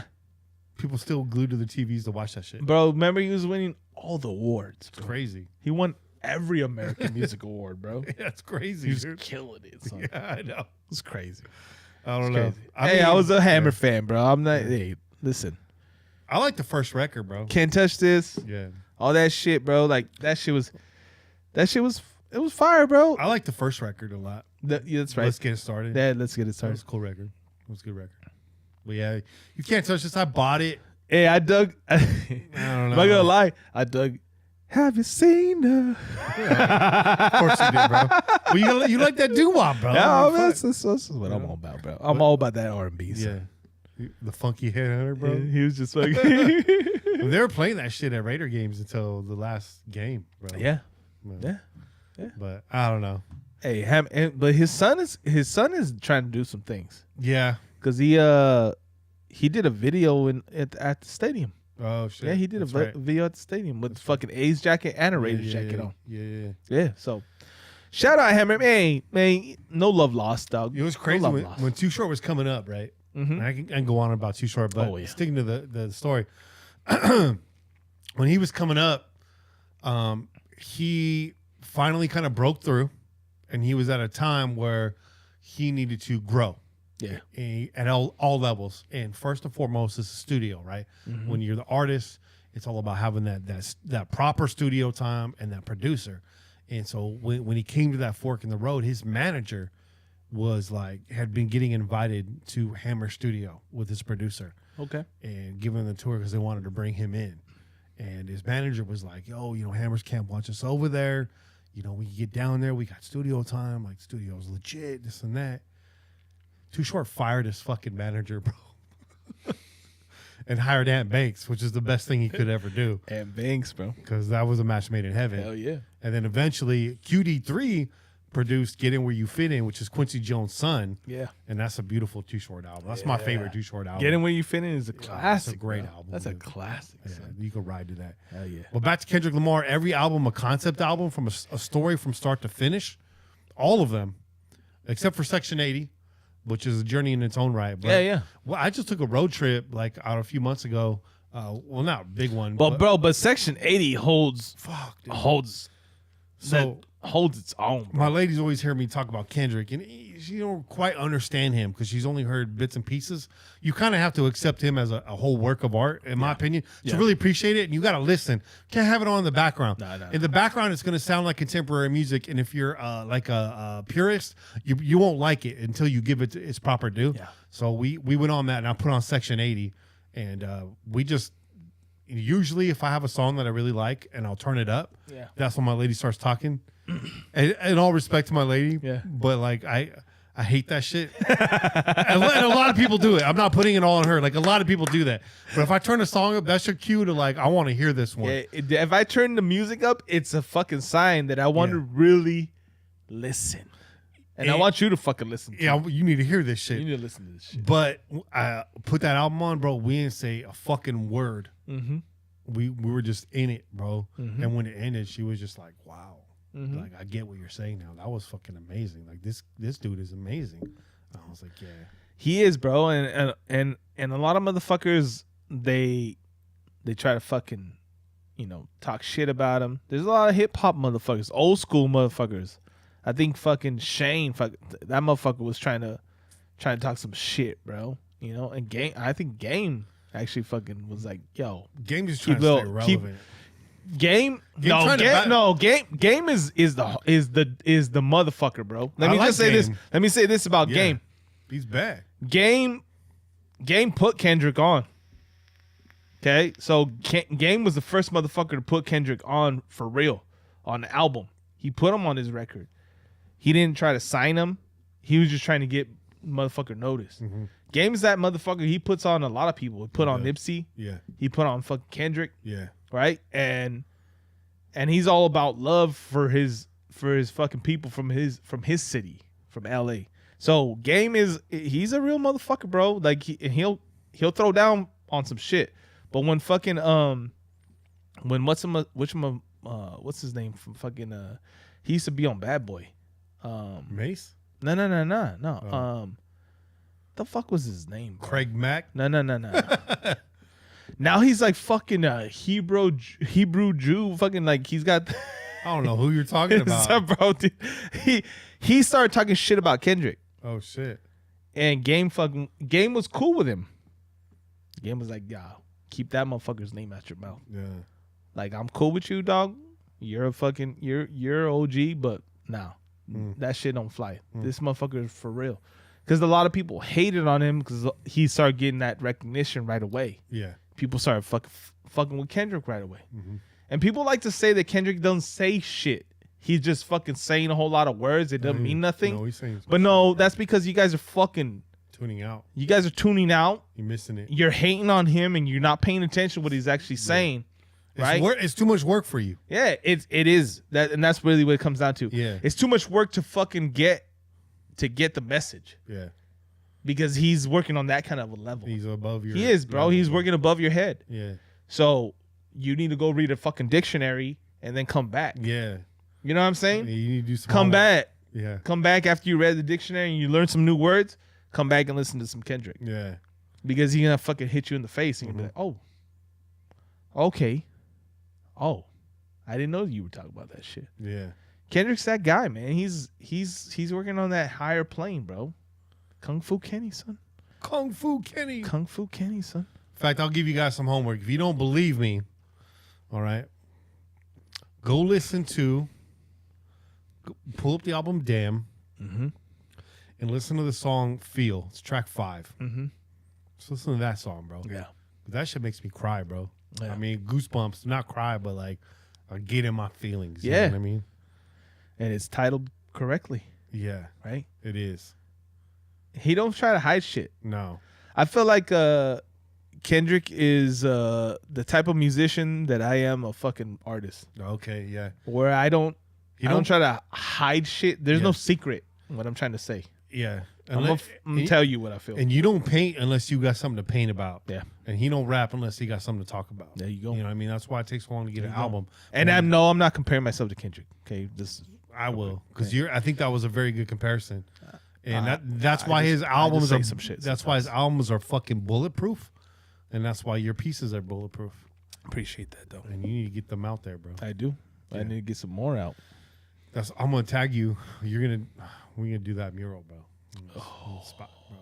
Yeah, you heard it here first, y'all. About to fuck up some walls. Yeah. And then fuck up some walls. By the way, another great Kendrick track, "To Pimp a Butterfly." To Pimp a Butterfly, bro. If these walls could talk. If these walls can And talk. that song is about pussy. If so these walls can talk. you'll like that. Yeah, sex. Sex. Bam, bam. Hey, that's a jam right there, bro. It's such a groove, bro.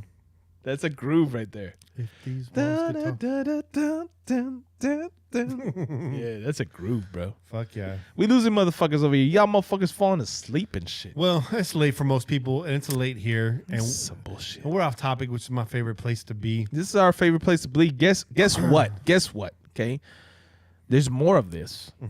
We will be bringing the crow's nest back. We will be bringing other ventures back, or new ventures to the forefront. Y'all just gotta hang out, son. Yeah. You know what? I gotta be honest. Like, there's been like a few weeks, where I'm like craving to get on the air here and do this show. But there's really not a lot to talk about.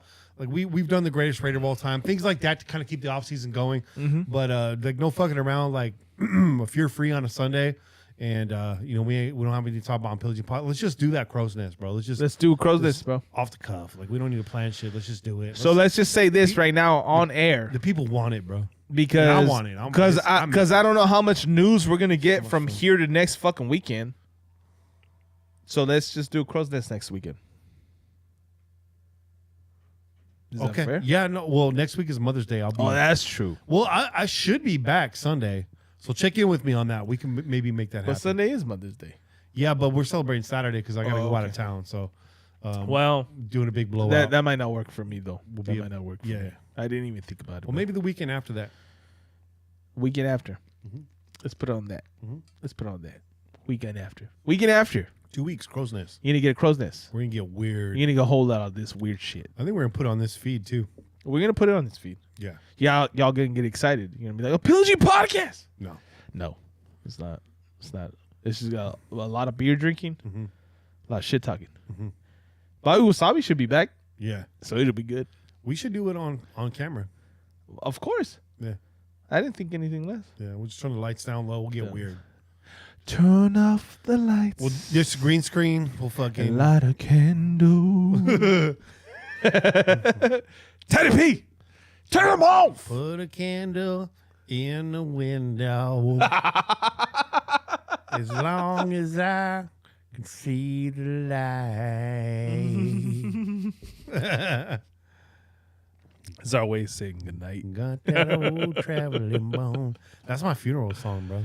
Oh shit! Don't say that shit, son. Why? You gotta have a plan. Damn, Gotta have a plan. it's too soon. It's either that one or The Wind Cries Mary, but I think it's Too soon, bro. I'll let you know what my funeral song is when I'm fucking 85.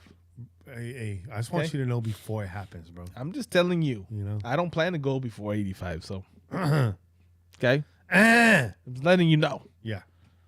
Letting you know. I'm strong-willed, son. I gotta say though, I'm strong-willed. a lot of people like the crows since we put it out, and not a lot of people listen. Y'all better tune in because the next one's good. We got a lot of shit to say, bro. Oh man, we're gonna fucking talk some shit. Yeah. Talk some shit. Yup. There's been a lot of shit going on too. Been that a lot of shit going on. I got a lot of opinions about. We do. Yeah. We're very opinionited. Like this whole case you didn't know that. whole Amber Heard thing's gonna be cold by the time we do it. shit. But that would have been a great episode. It would have been. You know what I mean? It would have been. That shit's been crazy though. Oh, bro. Fucking A, bro. Anyway, Amber Heard, Hey. bro. you guys, You heard? Yeah, heard on a, you're the elf on the shelf. Heard on the turd, bro. Everybody's seen that meme. I've seen like 40 different versions of that meme, bro. Fucking 21 Dump Street. Let's go, bro. Let's go, bro. I've been seeing the little snippets from the fucking court, Yeah. right? And then and they play like a soundbite, and it's fucking her fucking telling Johnny, "What are you gonna say, Johnny? Are you gonna say that you are a victim of domestic violence?" And then you hear Johnny Depp go, "Yes." He's like, "You say you, a man, are a victim of domestic violence? What do you think they're gonna say, Johnny?" Blah, blah, blah. And then they fucking cut off the tape. Mr. Depp, what was your response when she said, "Are you gonna say you're a victim of domestic violence, Johnny?" He's like, I said yes. Yes, I am. So this would be the time Crazy bitch, bro. that you almost caught Jack Sparrow. Hey, I don't call all ladies bitches, but that's a crazy bitch right there. This is bro. crazy, bro. That's just crazy, Yeah. son. Come on now. Yeah, it was good. While it Ladies, lasted. women, y'all can call her the same, man. Come on now. Oh yeah, Yeah, there's a lot of women to be that my- will agree with me. yeah. Oh, my lady would be one of them. Bro. Hey. We having some good laughs, bro. But you got anything else to say? No, Go Raiders, though. go Raiders. I think this draft class gets one more win. Minimum. Hey, Minimum. I like that. See, we were in the group chat. Mhm. There was a little bit of a not negative Kenny, Mm-hmm. not negative Kenny, Skeptical. but skeptical Kenny, Mhm. right? I And gotta I keep was, us grounded, bro. and then I had to put you on like a little reminder, like, yo, listen, bro, Get the wheels turning. all these motherfuckers that were on our old line was like fucking fresh. This is the first time that most motherfuckers were starting this season. They got to get better. And you'll be like, you know what, Chet? You're fucking right. Goddamn. You're fucking right, son. You goddamn right. You ease my mind, son. And I think Hey. this is the first time in a long time that we're not going to have a whole bunch of distractions, hopefully. Knock on wood. But it seems like we're kind of buttoned up now. You know what I mean? Right here. I don't even. This is particle board. Formica, bro. This is particle board. This is wood over here. All right. The window frame, bro. Um, You gotta come over here and hit this shit, because I don't want to fuck up this fucking good mojo, son. Don't you feel me? Like I feel like we're kind of buttoned up. You know what I mean? Yeah. Yeah. No, I think we are headed where we want to be. son. Yeah. And as far as the O-line, I expect it to come together. I expect it. You were drafted for a fucking reason. Okay? Simpson, Leatherwood, James. You're all on this team for a reason. We should see better out of you next season. Oh, did you see the footage of Antonio Brown performing live? Yeah. And nobody excited about that shit at all. Not a single person, bro. Not a motherfucking person, bro. That was a shameful ass performance, bro. 0.0. Fuck that guy. He's stupid. That motherfucker's stupid, bro. What is he doing? What is he doing, dude? I can't even believe that guy. Hey, bro, the Panthers walked away from the Baker Mayfield trade. That fool's going to be playing in the fan-controlled football league with Johnny Manziel. Do you want to see this guy on the field today? No. Dude, those commercials, Sub him out for a running back. those commercials dried. They have to move from him living in that stadium to now being homeless, bro, in the commercial. All right, good question. Oh, so Steve Benitez has 2 great questions. We got to answer those before we get out of Okay, here. let's get it. First one was, who's your favorite pick in this draft? Farrell. Me too. Farrell. Same. Farrell. I want to say Britton Brown, but it's risky. I would have. That's a hot take. Made that hot take. Yeah. Favorite pick is Farrell. Faux Farrell, show. Faux show. Next is Nate Hobbs. Jesus Christ. Son of a bitch. You son of a bitch. Yo, wait. What did Nux say? He said, bro, I yelled it out at the airport. Somebody said Raiders. Okay. He said, bro, I yelled it out at the airport. This guy, he said, right on.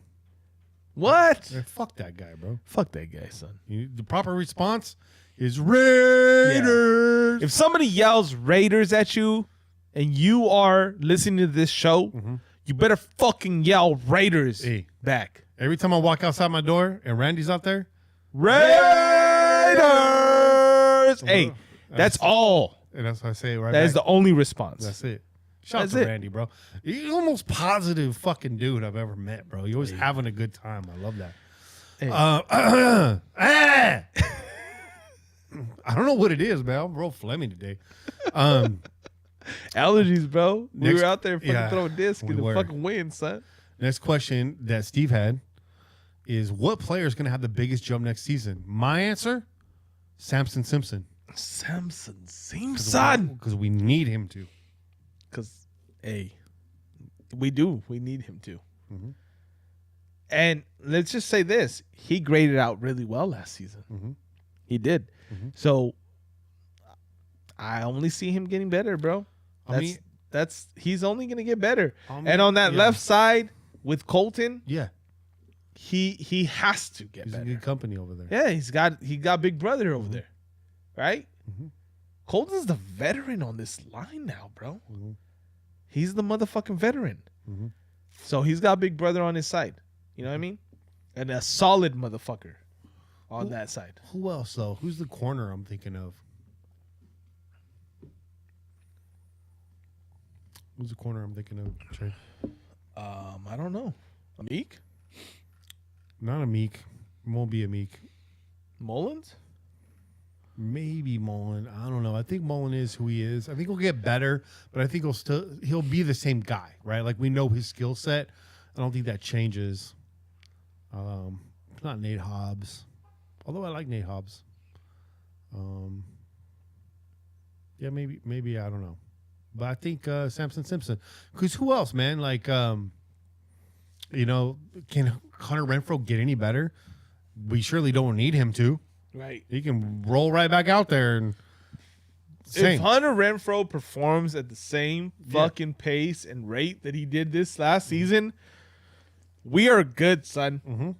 We are fucking good. Mm-hmm. Okay?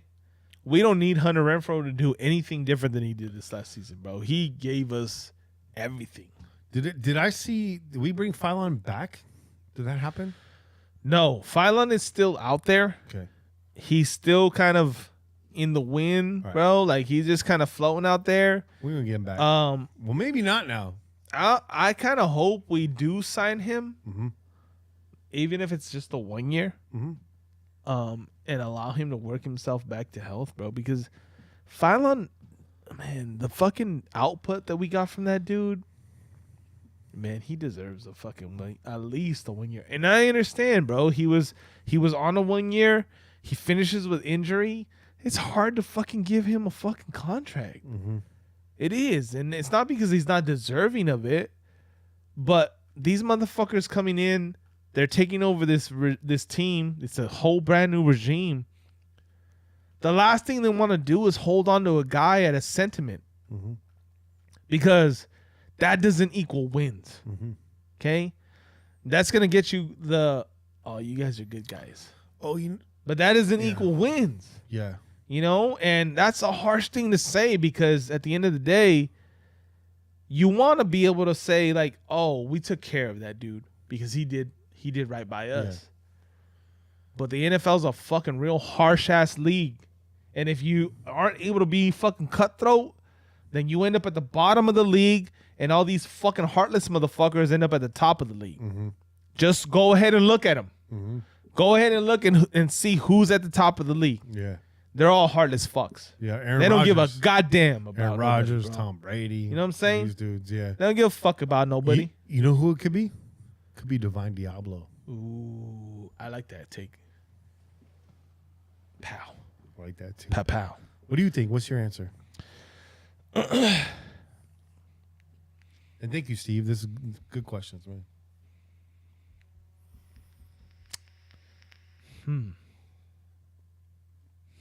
Again, we don't need Waller. We don't really need Carr to make the jump. We don't need Miller to make the jump. We need Brandon Parker to make the jump. We need Leatherwood to make the jump. I don't think they're going to be the ones. I see Leatherwood getting better, not the biggest jump. I think it's either Simpson or Diablo. I'm leaning towards Diablo because he was flashing, bro. Nate Hobbs had a good little year, though. I mean, he had his mistakes, but he made some plays. It's not going to be Abram. He's had his chance. Josh Jacobs maybe plateauing at a good spot. Somebody said Andre James. I don't think so. Andre James is a vet. I think he is who he is. He just needs to be solid. That's all he needs to be. I think he just needs to clean up some shit. Yeah. Colton's Just gotta clean up some shit. Colton's peaking. Like he's been on the rise. He's not going to make a huge jump. I think he gets better. I don't think he could get Hey, vastly better. Brian He's already Edwards. pretty damn good. I wanted to say that, and I hope so. I really hope so. Brian Edwards. I like that. Brian Edwards. He is the motherfucker that should make the jump, and he needs to make the He jump. needs to. Because you got no excuse now. We need him to. You have no excuse now. Yeah. You have Renfro, you have Adams, you have Waller, and you have a slew of fucking running backs that are going to do a whole bunch of shit out the backfield. Foster Moreau. And Foster Moreau. Yeah. There's no reason why you shouldn't be better next season. I think Foster Moreau phases out in this new system. I don't know. No. No. I think he's too much of... listen, I'm on record saying that Foster Moreau is a Pro Bowl talent if he's not playing behind Waller. Yeah. I believe that. Yeah. How many drop passes have you seen Moreau have? None. Think of a fucking play where Moreau dropped the ball. Yeah. There's zero. Anytime they throw the ball to that motherfucker, he's catching it. And it's usually a fucking really big play. Right? I'm built like a Pro Bowler. Me too. Like Mike Weber. Me too, bro. Like PBA tour. Pro Bowler. Pro Bowling Association. That's what I'm talking about. Yeah, there you go. Pro Bowling. Hey, we drink a lot of beers. Got a little gut. Yeah. You know? The Professional Bowlers Association. I'm built like a pro And bowler. our feet are fucking delicate, so Yeah. we need them fucking slippery shoes. We need some slippery shoes. Bro. My mom beat a pro bowler. You really? Yeah, she bowled in a pro-am. No shit. Pissed that dude off. He was a dude, too. That's fucking He was awesome. mad, bro. She That's out fucking bowled him awesome, bro. Yeah, three That's fucking dope. games. Yeah. That's dope. But it's Brian Edwards, bro. Brian Edwards needs to come up this season. Yes. If you don't, then I have questions about your ability to actually fucking improve. If Brian Edwards does what you're saying, we have the #1 offense in the NFL. Absolutely. There is no question. That's a hot take. Hot take. Kind of. Hit it. That's it.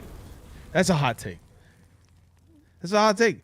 If Brian Edwards does what he should do, and that is flourish with a whole bunch of weapons around him, then this is a #1 offense. It's a dealer's choice at that point. Absolutely, bro. We're playing with fucking... I mean, this is the house's hand right here. Mm-hmm. You know what I mean? But if the motherfucker fails, Mm-hmm. if he falls short, Mm-hmm. it's time to cut bait. It's So time to cut bait. there's no excuses. No.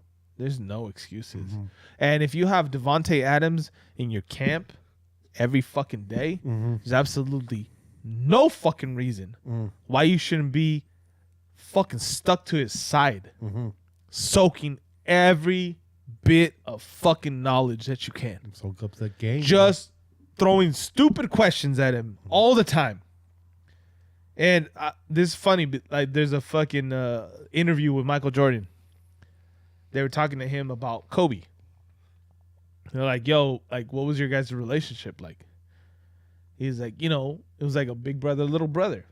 Like, but the motherfucker was always asking me questions. Like, to the point where I was like, are you fucking serious right now? Like, why are you asking me these questions right now?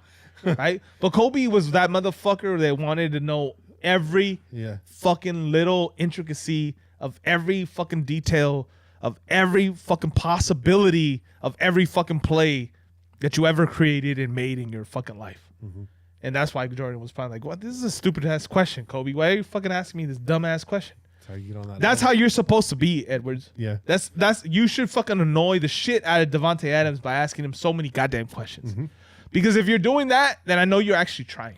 That's how I am. I know you're working hard, bro. That's how I am at my job, bro. Yeah. My director, I get along with him. Yeah. He's a smart guy.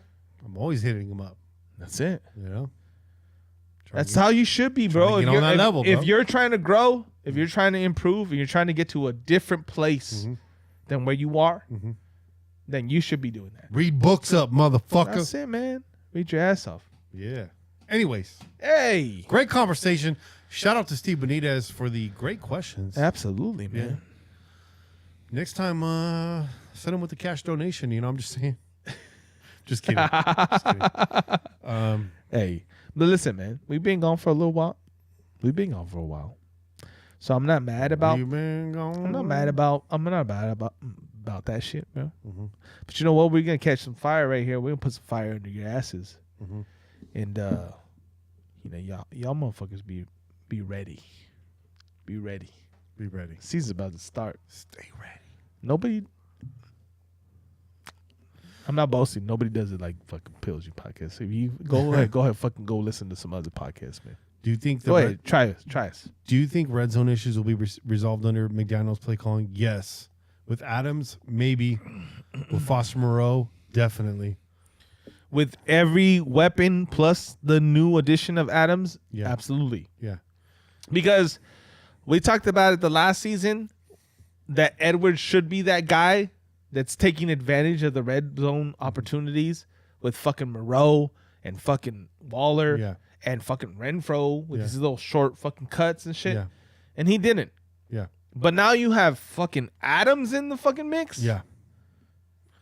Yeah. The red zone should fucking improve significantly. And you want to know why, Mr. Franklin? Because significantly. It's not going to be any more run Josh Jacobs twice and then try to force the pass to Darren Waller in double coverage. That's not your red zone. And throw it in anymore. the dirt because no one's there. Be a little bit more creative. You're going to have even a little bit more creative. You're going to have more success because we can only go up, bro. We're like the worst in the red zone, dude. Yep. From 20 yards in, we're garbage, dude. Between the 20s, we're like the best. Yeah. But yeah, no, it can only go up.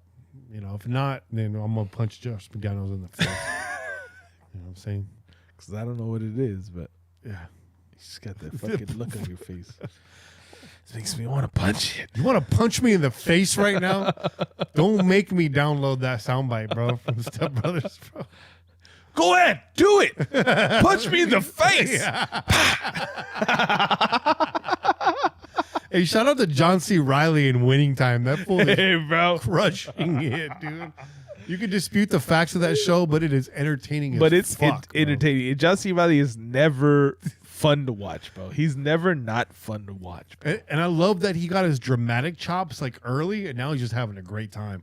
He deserves an Emmy for that show. John C. Reilly is, hot take, one of the greatest actors of our time, bro. I don't disagree. Go watch Gangs of New York, bro. Yeah. Yep. You know what I'm saying? Yep. Boogie Nights. And Boogie Nights, bro. Yep. He's badass, dude. John C. Reilly's awesome, badass, bro. Dude. But now he's just living life on that comedy side of things, bro. It's fucking beautiful. It's for your health.